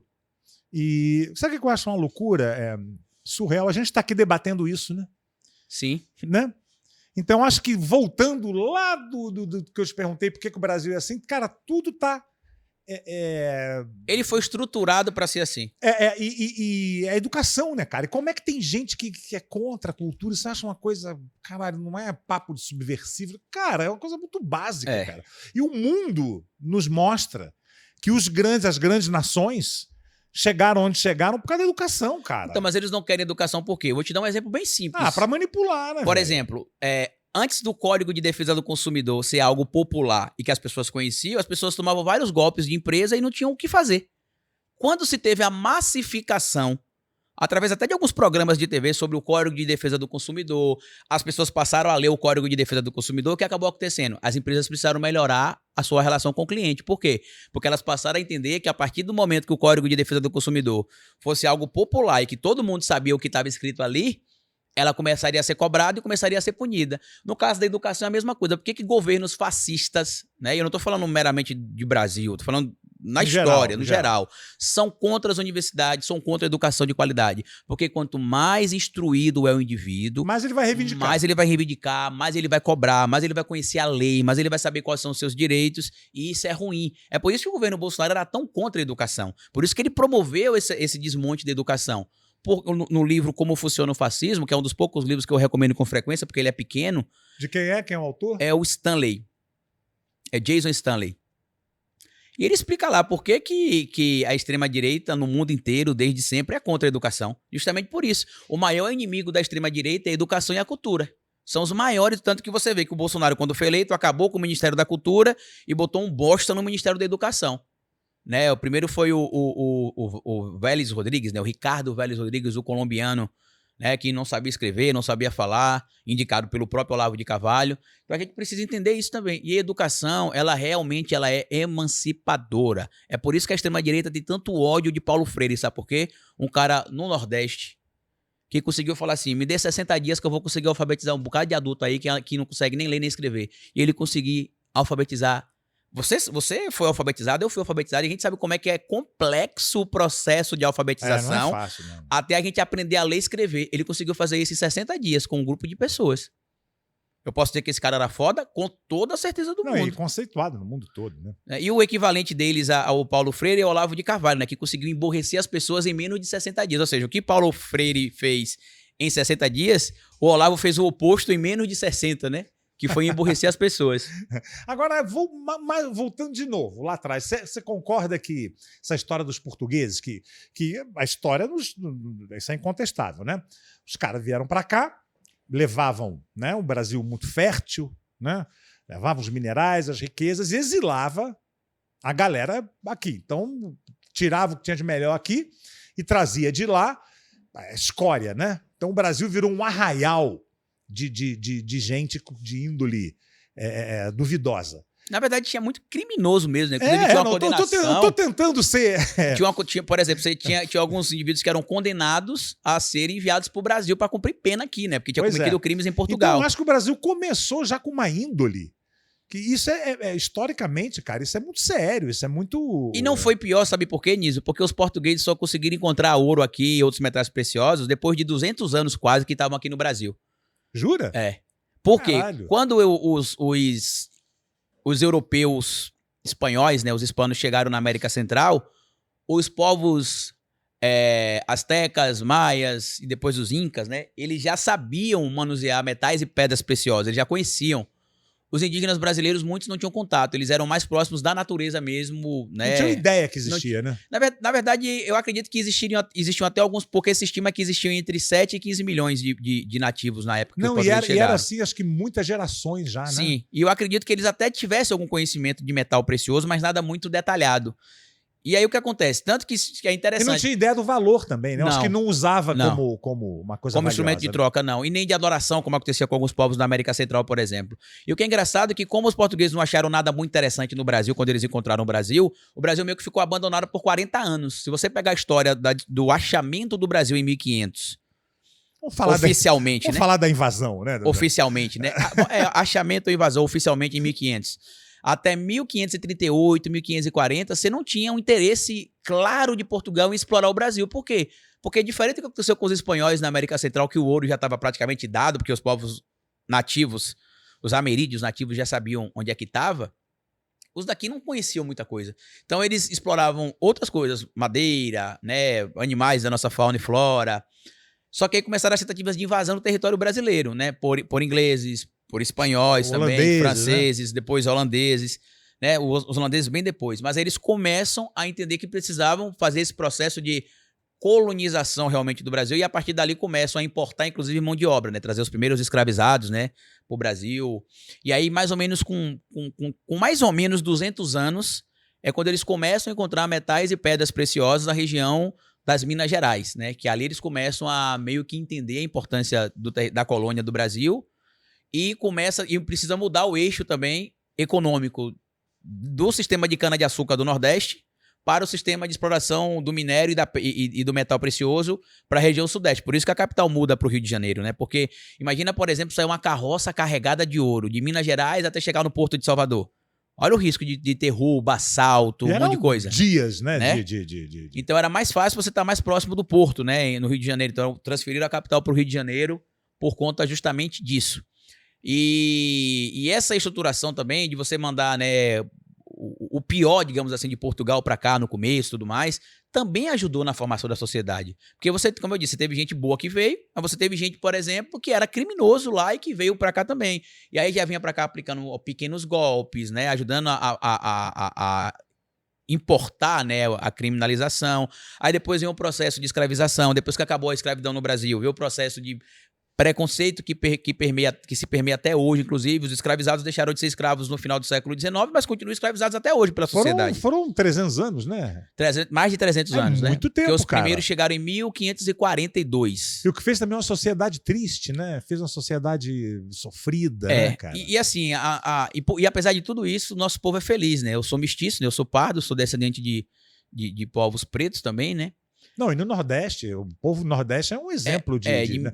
Você vê o Ceará, um grande berço de comediantes, e você vê é um povo feliz, né? A Bahia é um grande berço de música também, Sergipe é um grande berço do forró, inclusive o estado da maior banda de forró do mundo, que é a Calcinha Preta, né? Não podia deixar de falar isso também. Como eles dizem, de Aracaju para todo o Brasil, né? Então a maior banda de forró do mundo é de lá também, né?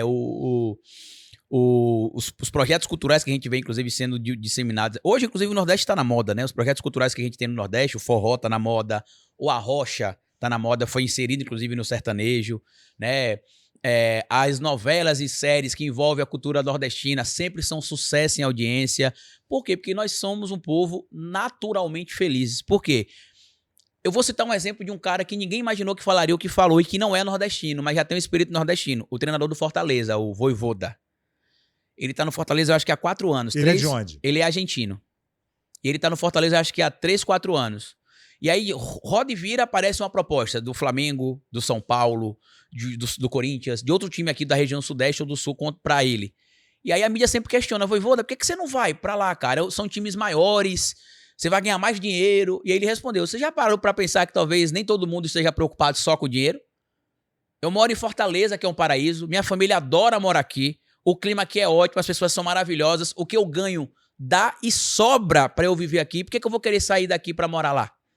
E é mais ou menos a mesma coisa. Você sabe de uma situação que aconteceu comigo em 2022. Eu recebi uma proposta de emprego para vir para cá, para receber quase 20 mil reais por mês. Era 19 mil reais, para ser bem específico. E eu não topei, porque eu tinha de vir morar em São Paulo de segunda a quinta. Eu falei, cara, se vocês quiserem que eu fique aqui no Nordeste, eu até recebo menos, mas eu fico aqui. Faz online. Faço online, mas eu não quero ir. Por quê? Porque eu gosto do meu povo. Não é que eu não gosto dos nossos irmãos sudestinos de São Paulo, Rio, Minas, Santa Catarina, mas nada impede que você prefira, Santo. Que você prefira viver onde você nasceu, onde está a sua... E é como diz o Vojvoda, o que eu ganho para onde eu vivo é mais que o suficiente. Eu até brinquei com você. Eu vim para cá, a gente veio para cá e tava, né? A gente descobriu que São Paulo, esses dias, teve o ar mais poluído do mundo. E eu falei até com você, eu falei, Niso, por incrível que pareça, todo mundo disse que em São Paulo não dava para ver o céu. E todas as vezes que eu vim aqui, não sei se é porque eu nordestino, trouxe o calor e o sol do Nordeste para cá, eu conseguia ver sempre o céu azul, limpo.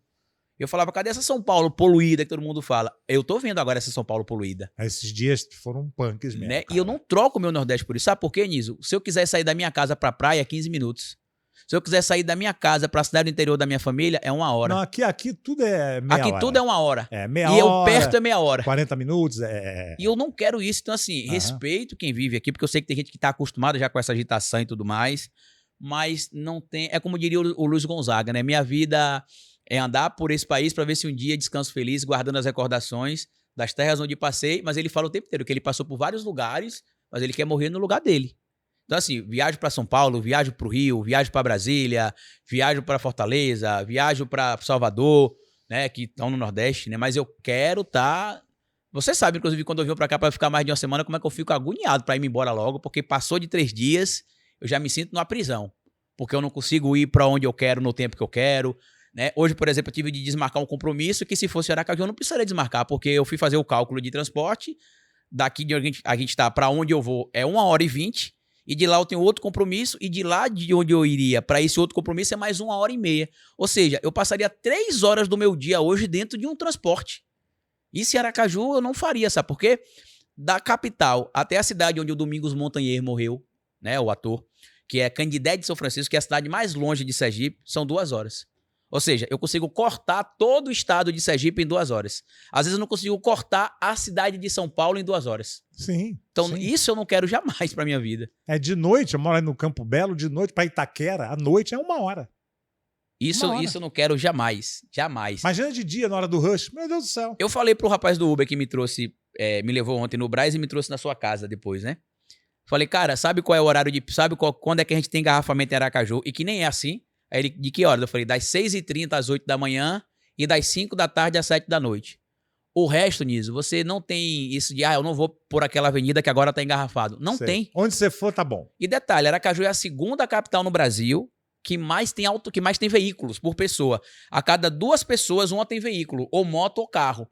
E por que a gente não tem esse engarrafamento todo lá? Porque a gente ainda preserva a qualidade de vida. Aracaju foi escolhida em 2008 como a cidade da qualidade de vida. Hoje ela está em 15º lugar em capitais. Ela é a 15ª capital em qualidade de vida. Então, não troco. Eu troquei um emprego de gerência de uma rede de farmácia em 2009 para ir morar em Aracaju ganhando 10% do que eu ganhava. Então, acho que isso explica muito do que eu digo aqui, né? É verdade, cara. É verdade. Eu tô vendo que você tá querendo falar disso. Você está processando aí um pastor? Não, estou sendo processado, é o oposto. Você está sendo processado por um pastor? Se não quiser falar o nome dele, não tem problema. Aquele de voz fina, uma pessoa super astral, super agradável e está sempre se comunicando de forma... Democrática. Democrática e assim... e 100% suave, cristã. Suave, né? O que houve? O que aconteceu? Então, né? Hoje eu sou ex-crente, né? Eu era desigrejado, igual o Caio Fábio, o pastor Caio Fábio que esteve aqui. Inclusive, queria mandar um abraço para ele, um querido amigo também, Caio Fábio. Foi um dos melhores episódios. Tá no top 5 episódios daqui. E o que é interessante é que ele descasca a história desses pastores picaretas todos e ninguém processa ele, né? Acho isso interessante, né? Por que será, né? Que ninguém processa ele, né? E o que aconteceu? Durante a pandemia, Niso, o pastor Agudo, né? O empresário da fé, ele acabou postando um vídeo nas suas redes sociais, repostando um vídeo do Roberto Jefferson, né? Criminoso, que preso. É outra pessoa também super astral. Né? Que tentou matar os agentes da Polícia Federal, né? No Rio. E aí, o que era esse vídeo? Esse vídeo era sobre, acho que a prefeita de Juiz de Fora, que tinha proibido eventos religiosos por causa da pandemia. E ele foi e gravou um vídeo com um burucutu na cabeça, né? Um gorro na cara, com uma arma na mão e um porrete, dizendo que o povo de Juiz de Fora, se não me falha a memória, essa era Juiz de Fora, deveria expulsar o mal da cidade daquele jeito. E era com arma de fogo, com porrete, e que se a guarda municipal, que era quem a prefeita estava pedindo para impedir que as igrejas fossem abertas, entrasse no meio, era para ele tirar o mal, eles tirarem o mal da guarda municipal na porrada. Isso, Roberto. O Roberto. O que é que o pastor santificado fez? Republicou esse vídeo falando a mesma coisa. Aí, como eu era crente na época, né, eu fui criado na igreja, né, meu nome é Carlito Neto, mas o nome do meu avô, o Carlito original, era Carlito Crente, porque ele era pastor.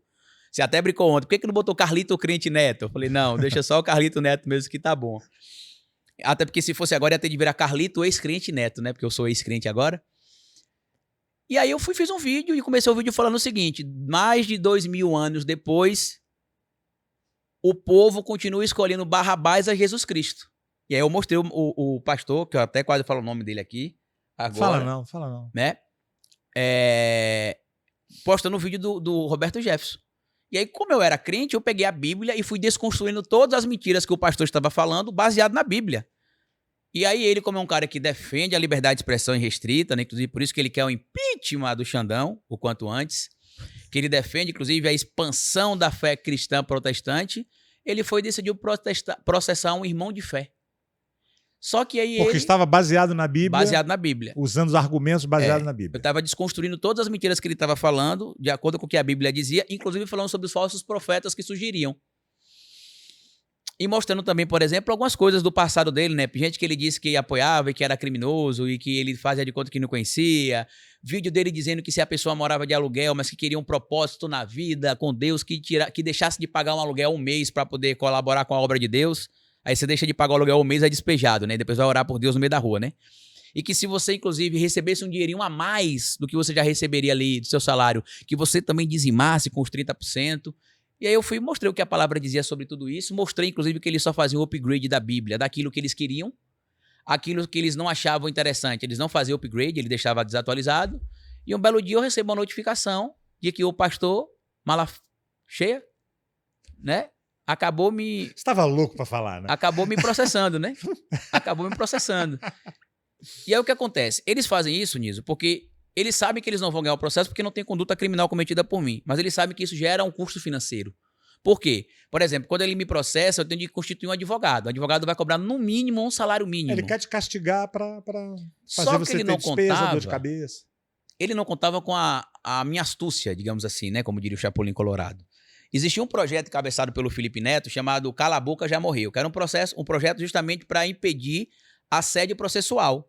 Porque muitos comunicadores deixavam de fazer denúncias contra criminosos, contra pastores e outros influenciadores, porque tinham medo de ser processados. Mesmo atuando dentro da lei, como eu sempre atuei, eles podiam processar por qualquer motivo.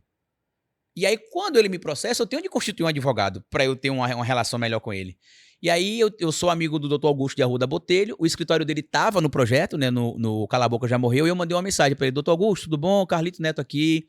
Eu recebi uma notificação judicial do pastor fulano de tal que está me processando, civil e criminalmente, né? Como ele gosta de falar bem agudo, né? Me processou civil e criminalmente. E aí eu mandei para ele o processo, ele falou: o nosso projeto abraça você, Carlito. E aí quem me defendeu foi a doutora Bruna Alcolea, junto com o doutor Augusto de Arruda Botelho.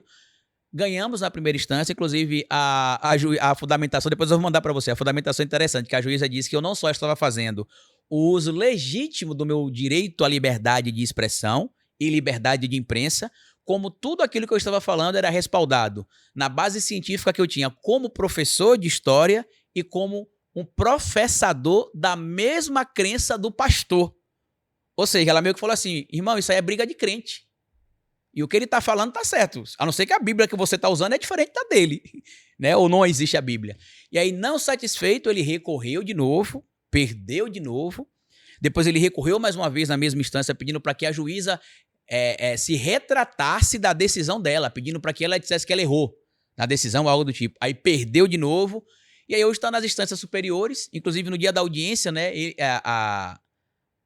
A representante do Ministério Público, e por isso que é importante vocês conhecerem os direitos de vocês, tá? A representante do Ministério Público meio que botou um terror em mim. Entrou assim e falou: ó, seu Carlos, você sabe, né, que se o senhor for condenado, o senhor vai perder o réu primário, né? O senhor não acha que seria melhor fazer um acordo com ele, não?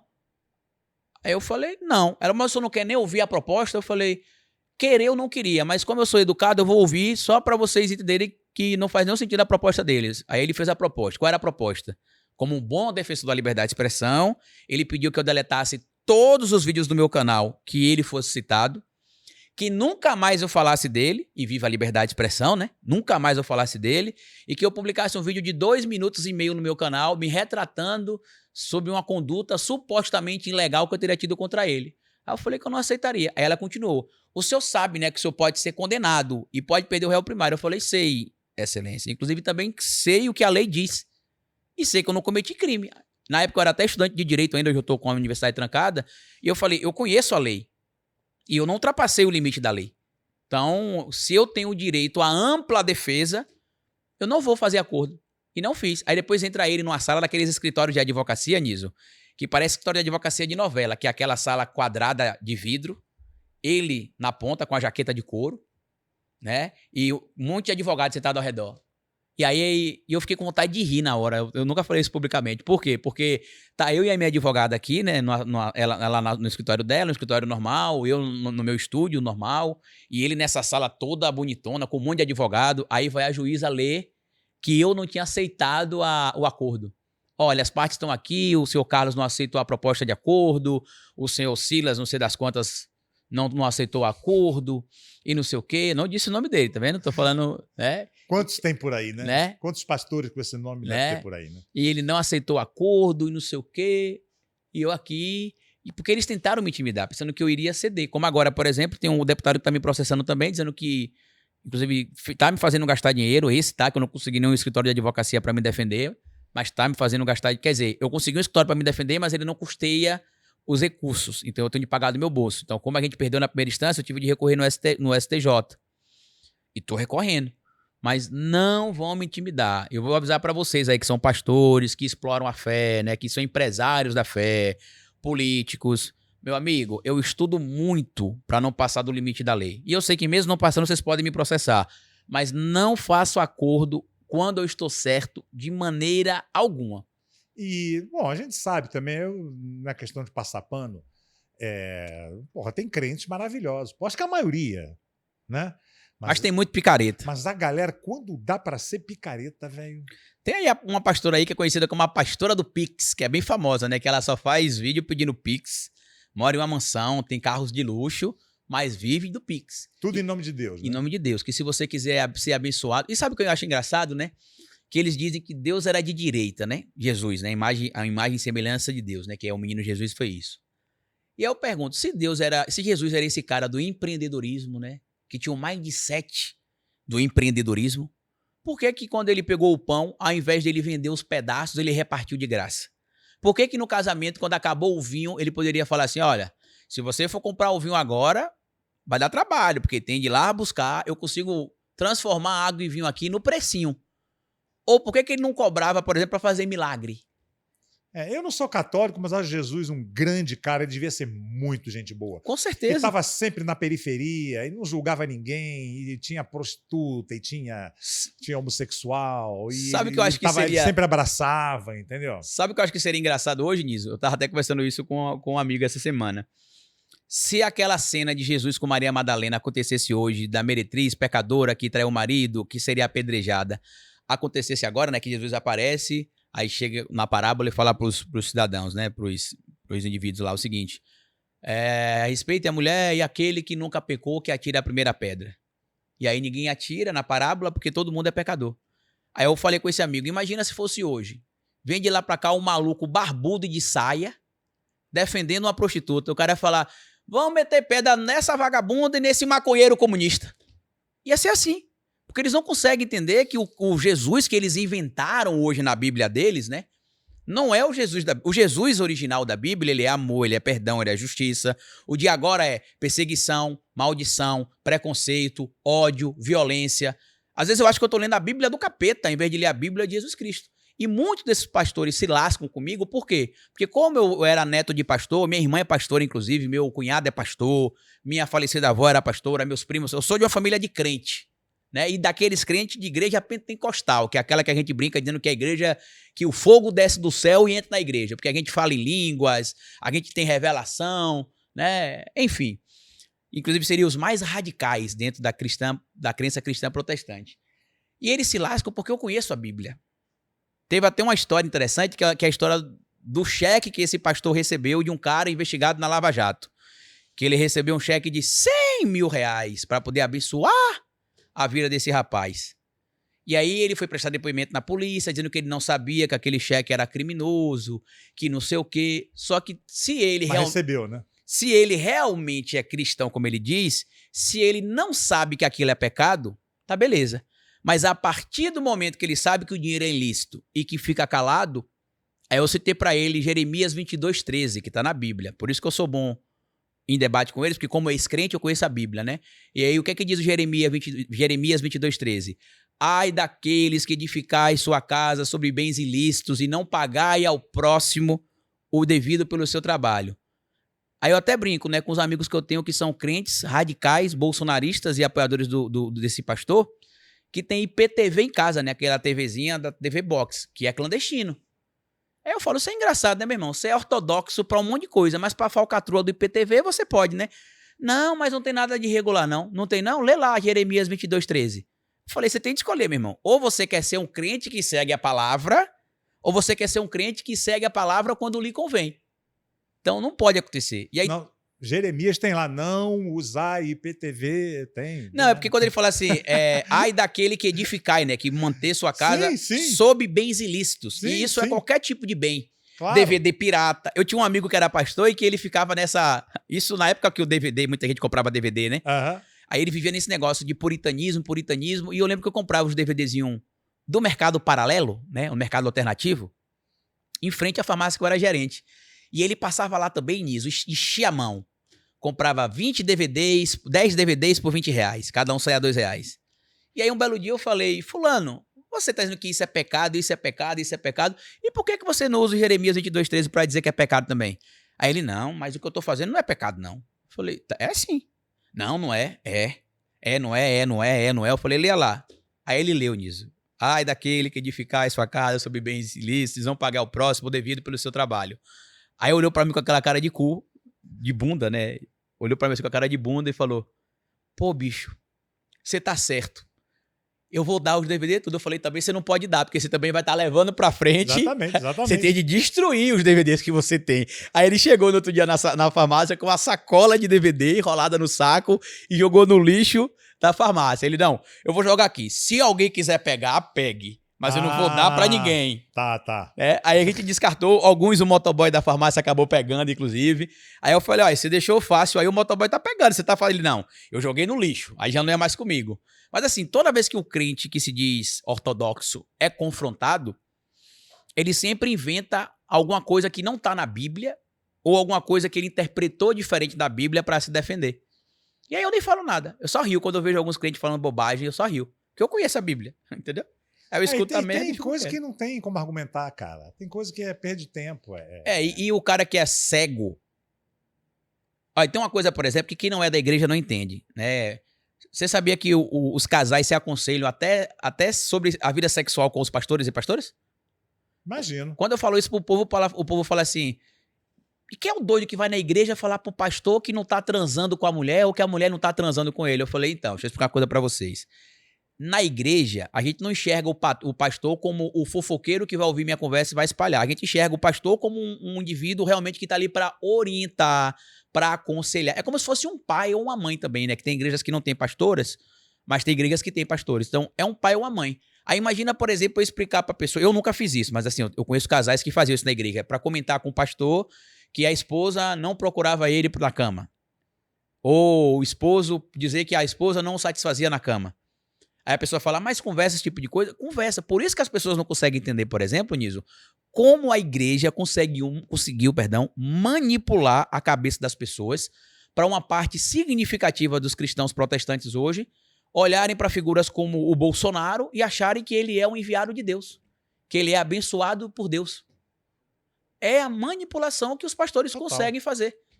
Eles conseguem tirar dinheiro nisso do povo, tirar carro do povo. O cara que passa necessidade, gente que tem aquele dinheirinho ali, né? Que foi muito difícil comprar um carro, né?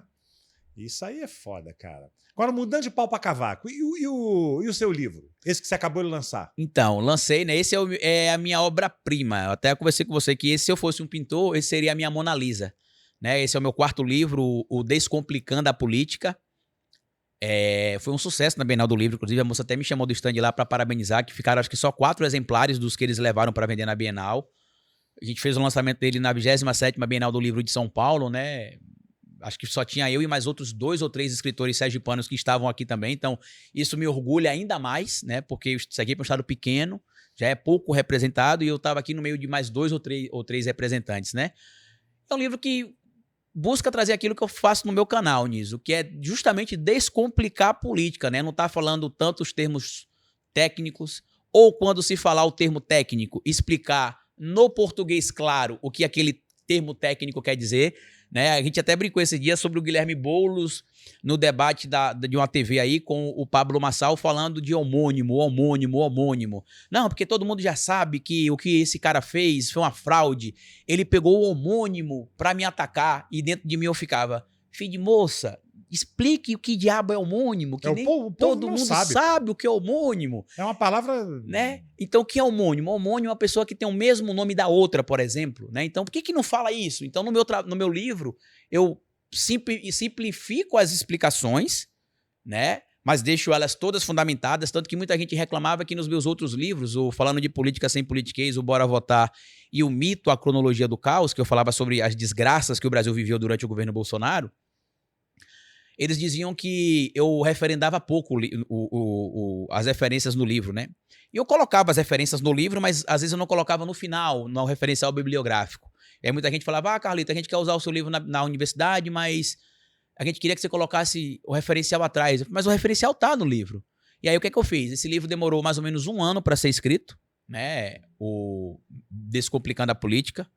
Lá eu explico, inclusive, como é que 500 anos depois Maquiavel continua sendo atual, né? O Pablo Marçal é a prova de como o príncipe do Maquiavel funciona, né? Ele diz lá que, por exemplo, o indivíduo não precisa necessariamente ter algumas características que são importantes para o governante, mas precisa aparentar ter. Por exemplo, ele precisa aparentar ser misericordioso, ele precisa aparentar ser sincero, ele precisa aparentar ser íntegro, ele precisa aparentar ser humano, né, humanístico, ele precisa aparentar ser religioso. Então, você pode ver, de Bolsonaro a Pablo Marçal, eles pegam essa cartilha do Maquiavel e colocam em prática. Então lá eu explico, por exemplo, alguns conceitos de política que muita gente não entende, explico cálculos de eleição que muita gente fala assim, porra, eu votei no candidato, o cara teve 10 mil votos e o que teve 7 mil foi eleito e ele não foi eleito. Por quê? Porque existe um cálculo matemático para isso, né? O cálculo de quociente eleitoral e quociente partidário, que todo mundo fala, ele não foi eleito por causa da legenda.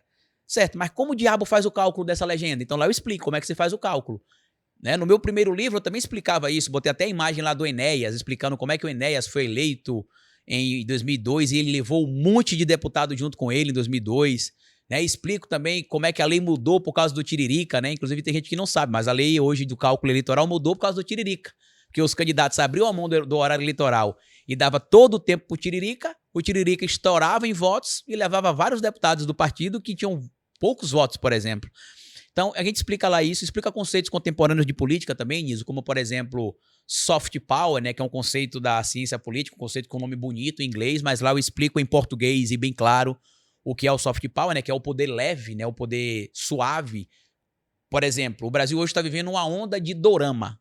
Você pode ver, muita gente que são acompanhando as séries coreanas, né? Isso é um exemplo de soft power. K-pop é um exemplo de soft power. Cinema estadunidense no Brasil, todos bombando. É um exemplo de soft power.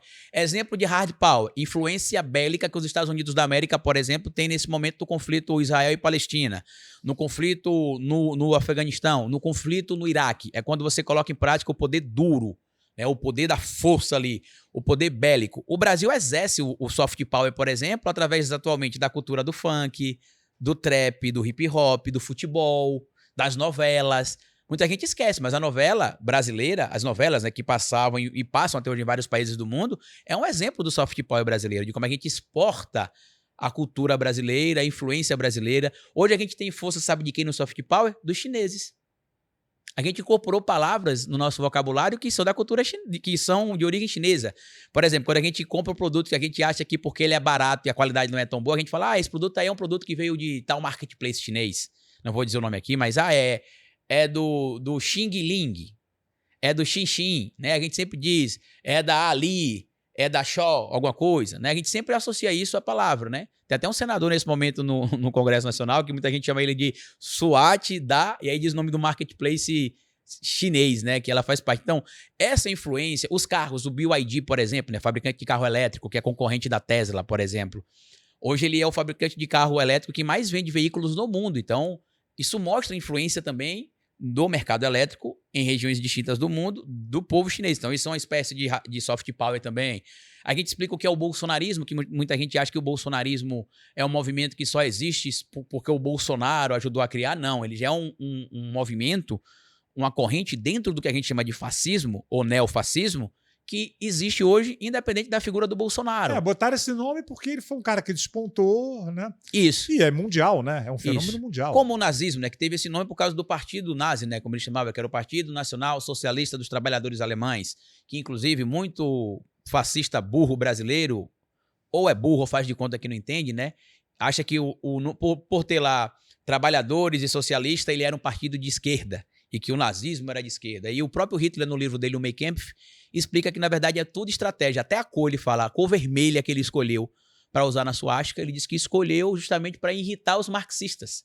Porque ele sabia que só em ele cooptar a classe trabalhadora através do partido e cooptar os símbolos associados ao socialismo ou ao comunismo, ou ao marxismo, né, como ele cita, inclusive, no livro dele, que era a cor vermelha, isso deixaria os comunistas e os socialistas pé da vida. Então, assim, a gente explica tudo isso lá, tudo de forma bem simples e direta. O livro tem mais ou menos 100 páginas, então não é um livro grande, é um livro para o trabalhador ler no ônibus, para o trabalhador ler no metrô, porque não adianta você... É porque o livro muito grosso assusta. Não só assusta, Niso, como é uma coisa que eu acho que a esquerda erra, é entender, por exemplo, que apesar de muita gente na esquerda ser intelectualizada, a gente que busca se conectar com a classe trabalhadora tem de entender que a classe trabalhadora, às vezes, nem todo mundo teve tempo de ir para a universidade, teve tempo de estudar. Por quê? Porque a gente está trabalhando. Mas não tem tempo de viver, né, cara? O cara sai de casa 3 da manhã para pegar um ônibus E volta... para entrar 8 da manhã no trabalho. E chega em casa 8 horas, 9 horas da noite. Não tem nem tempo de usufruir com a família, e se divertir, enfim... E você acha que um cara como esse, por exemplo, que sai de casa 3h30 da manhã para entrar no trabalho 8 da manhã, que vai pegar 2 ônibus, um trem, um metrô e fazer uma caminhada, às vezes ainda para chegar no trabalho, vai ter tempo de pegar um livro dessa grossura para ler? Não, aqui tem de tentar inserir o conteúdo na cabeça dele, o conteúdo no meio dele e parar com essa história. Por isso que eu não gosto de ficar citando toda hora livro de autor. Por quê? Porque esse negócio de se vender como intelectualizado demais eu não gosto. Eu vou até fazer uma revelação aqui, que eu até já falei pra você e até falei pro Léo Grandini na conversa que a gente teve essa semana. Toda vez que eu tô em lugar com algum amigo intelectual, que eles ficam citando várias referências de livro, às vezes até livro que eu li, ele pergunta, Carlito, você conhece tal livro? Eu falo, não, nunca li não esse livro.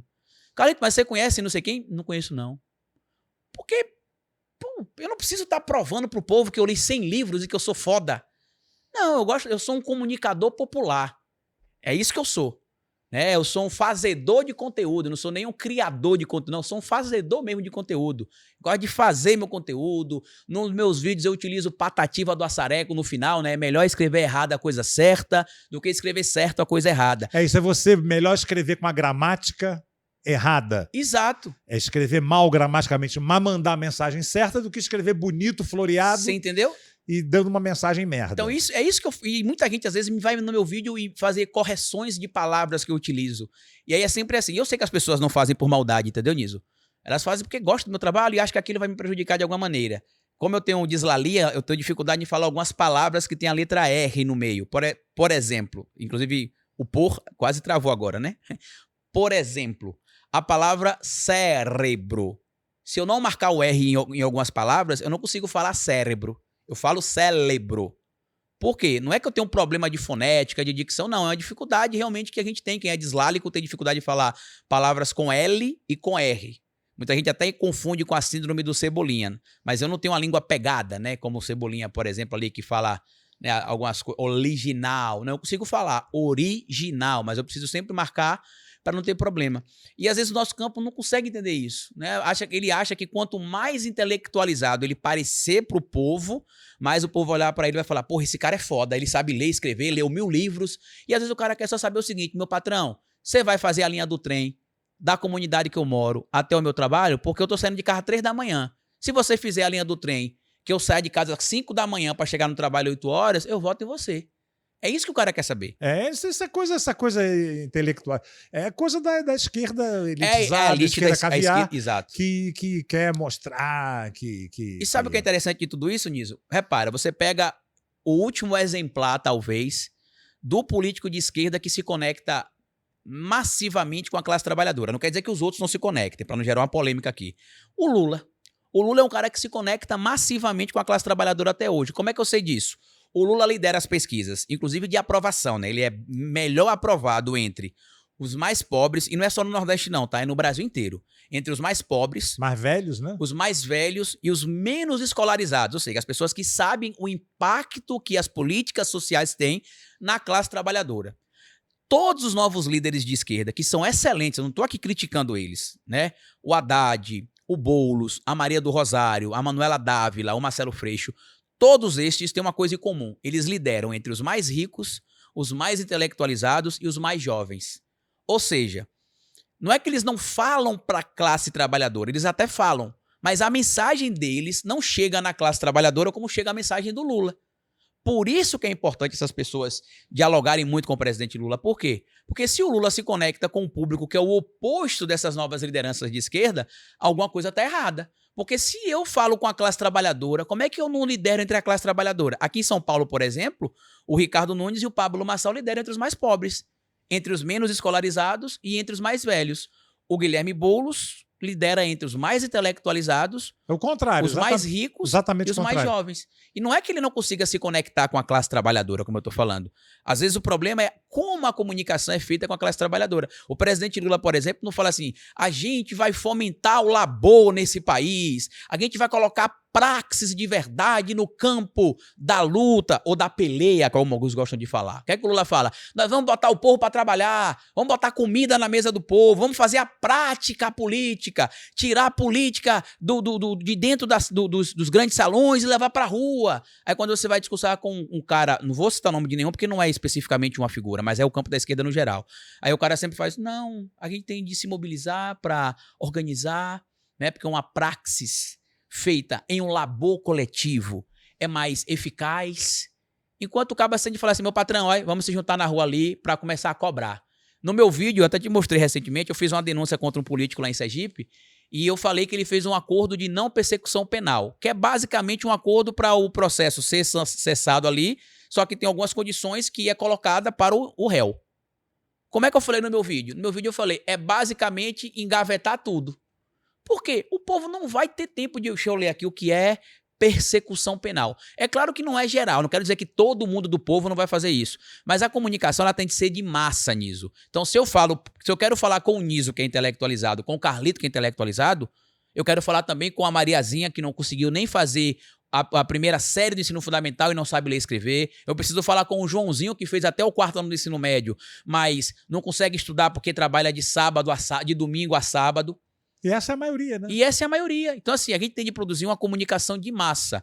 Toda vez... Hoje eu vou gravar até um podcast à noite, você vai me acompanhar, você vai ver lá. Provavelmente eles vão fazer perguntas do campo intelectual. Eu sempre falo, não acompanho não conheço não. Eu conheço Patativa do Assaré, eu conheço Ariano Suassuna. Cara, Patativa é genial, velho. Patativa é foda. E ele é um intelectual brasileiro, né? Sim, o Ariano Suassuna, sim. né? Intelectual Suassuna, brasileiro. Suassuna é um comediante, né? É isso. Comediante nato. Literalista e comediante, exatamente. Né? Sensacional. Ele dizia que ele não dava palestra, né? Ele dava aula show, né? Que ele, mas não dá, e realmente é muito... eu até recomendo para quem vai assistir a gente, quando acabar o papo aqui, procura assim no YouTube, ó. Palestra show de Ariano Suassuna. Vocês vão morrer de rir. O público se acaba de rir. É um show de humor. E com um conteúdo... Porra, Carlito, sensacional esse papo aqui, cara. Obrigado, meu Gostei amigo. de verdade. Estou muito curioso para ler os comentários. Acho que quando chegar na parte do presídio ali, eles vão gostar bastante. Porra, é demais, velho. Você é foda. Você, cara, obrigado, meu amigo. Com muito conteúdo, muita cultura e um convidado maravilhoso, que você fala muito, o que deixa o meu trabalho mais fácil, viu? Obrigado. Fala do seu canal, fala das suas redes. Então, né, queria pedir a quem tá vendo a gente aqui para me seguir no meu canal do YouTube, né, O Historiador. Lá eu produzo vídeo todos os dias. Quando eu tô aqui, às vezes, na casa dele, eu produzo menos, porque é muita coisa para fazer. A gente tem algumas agendas, ele também me leva um monte de lugar aí pra conhecer gente bacana. Aí eu acabo gravando menos, mas tem vídeo todos os dias, inclusive dia de domingo, tá? Nas minhas redes sociais, né, verticais, Instagram, TikTok, eu utilizo menos, mas eu queria que vocês me seguissem, porque, inclusive, tô lá em Aracaju lutando no cenário político, né? Nesse momento eu tô colocado lá como agente político, né? Concorrendo, inclusive, a um cargo eleitoral lá nesse momento. Sou objeto de estudo das minhas próprias ideias, né? Porque tem muita ideia que eu coloquei em prática durante a campanha do Boulos, que eu passei algumas consultorias para alguns membros da equipe dele, que eu passei para o presidente Lula na equipe dele em 2022, que agora eu coloco em prática na minha campanha. Então ninguém pode falar assim, você falava e era muito fácil porque você estava do outro lado. Agora eu tô dentro, então tudo que eu falava eu faço na minha campanha. Então eu sei como é que funciona. Pedi também para que as pessoas me sigam no Facebook, né? Muita gente esquece, mas o Facebook também é um ambiente importante pra gente estar frequentando. No Facebook é O Historiador Oficial. E comenta aqui embaixo o que você achou desse material. Deixa alguma pergunta que o Niso vai passar pra mim também. Eu vou estar no comentário também acompanhando. E espero que a gente tenha outros papos como esse, meu amigo. De verdade, muito obrigado por me receber. Imagina, cara. Por me trazer aqui também. É uma honra pra mim. Consegui, já tô um tempão querendo trazer aqui. Muito obrigado. Falei, dessa vez ele não me escapa. Obrigado, meu amigo, de verdade. Imagina, cara, eu que agradeço. Carlito, estamos aqui no Nisológico, que é um zoológico humano, né? Todo mundo, sem exceção, se identifica com um bicho. Se você fosse um bicho, um animal, qual você seria? Cara, eu seria um jegue. Sabia? Até a produção riu ali, né? Eu seria um jegue. Temos aqui nosso primeiro jegue. Não tem nada a ver com a parte genital, né? Porque muita gente vai fazer essa associação. É isso que eu imaginei. Pô, tá né? fazendo propaganda aqui? Não, não tem nada a ver com isso. Mas assim, meu irmão, o jeguinho leva a produção do Nordeste nas costas. Ele é, bicho, guerreiro, né? E ele é pequenininho como eu, né? Truncadinho, fortinho. O jegue na história do Nordeste pouco valorizado. Extremamente importante, né? E pouco valorizado, né? Você vê que as pessoas não... Tanto que tá sobrando jegue no Nordeste, tá exportando pra China, que a carne do jegue lá virou iguaria. É isso que eu ia falar, se come jegue, né? A carne do jegue. Não, mas sem trocadilho. A gente sabe que na infância ali... algumas pessoas, de forma não muito correta, né? Acabavam perdendo satisfazendo o seu libido sexual com alguns quadrúpedes, né? Aliás, deixa eu fazer uma parte aqui. Meu pai tinha um conto maravilhoso que era da burrinha Juliana. Que era um cara que tinha uma burrinha, todo dia ele levava ali para perto de um barranco, né? Ele já estava ali em cima do barranco e ele na burrinha, né? Aí teve um dia que vinha um ônibus passando que ia pro Crato, deu uma buzinada, a burrinha se assustou, trancou e saiu andando, e foi o cara atrás dela, preso com a calça riada, e quando chegou na praça da cidade estava tendo uma procissão. Misericórdia. E o dono da burrinha chegou com uma espingarda e falou: fez mal a ela, vai ter que casar. Aí ele casou com a burrinha. Aí termina assim: tô lá na minha rede, no meu alpendre. Alpendre a varanda. Aí Juliana me chama e eu vou. Ela faz... O Luiz Gonzaga chamava o jegue de professor. Né? Porque tinha muito preconceito, às vezes, com a educação em algumas regiões do Nordeste, né? E aí muita gente, às vezes, estudava no Sudeste e ia pra lá dar aula nas escolas, né? E aí, quando a criança não aprendia muita coisa, essa criança é muito burra.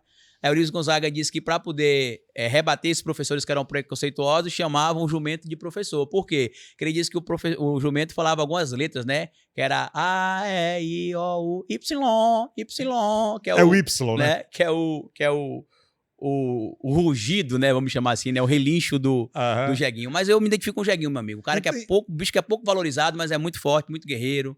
Então imita um jegue aí pra gente ver. Vamos parar no Y mesmo aqui, que já tá bom, né? Não, imitar jegue é fácil. Né? Que ele fazia, que o Luiz Gonzaga dizia, né? Né? É feito a uni aquele unicórnio do Caverna do Dragão, né? Que uni é um cavalo, né? Mas quando ela fala... é um pônei, eu acho, né? É um unicórnio. É um unicórnio. E o unicórnio é um equino, né? Mas quando ela falava com voz de bode, né? Que não tinha nada a ver. Ela era mal dublada. Não sei porque eu falei isso agora aqui, que o unicórnio com voz de bode não tem nada a ver. É porque todos são equinos, eu acho, quadrúpedes. Pode ter sido. Né? Querido, muito obrigado, viu? Obrigado você, meu Obrigado. E obrigado você também por ter nos assistido aqui. Fique sempre de olho aqui, que nós temos sempre grandes atrações. E você sabe, né? Aqui no Nisológico, a gente cria o bicho solto. Até a próxima.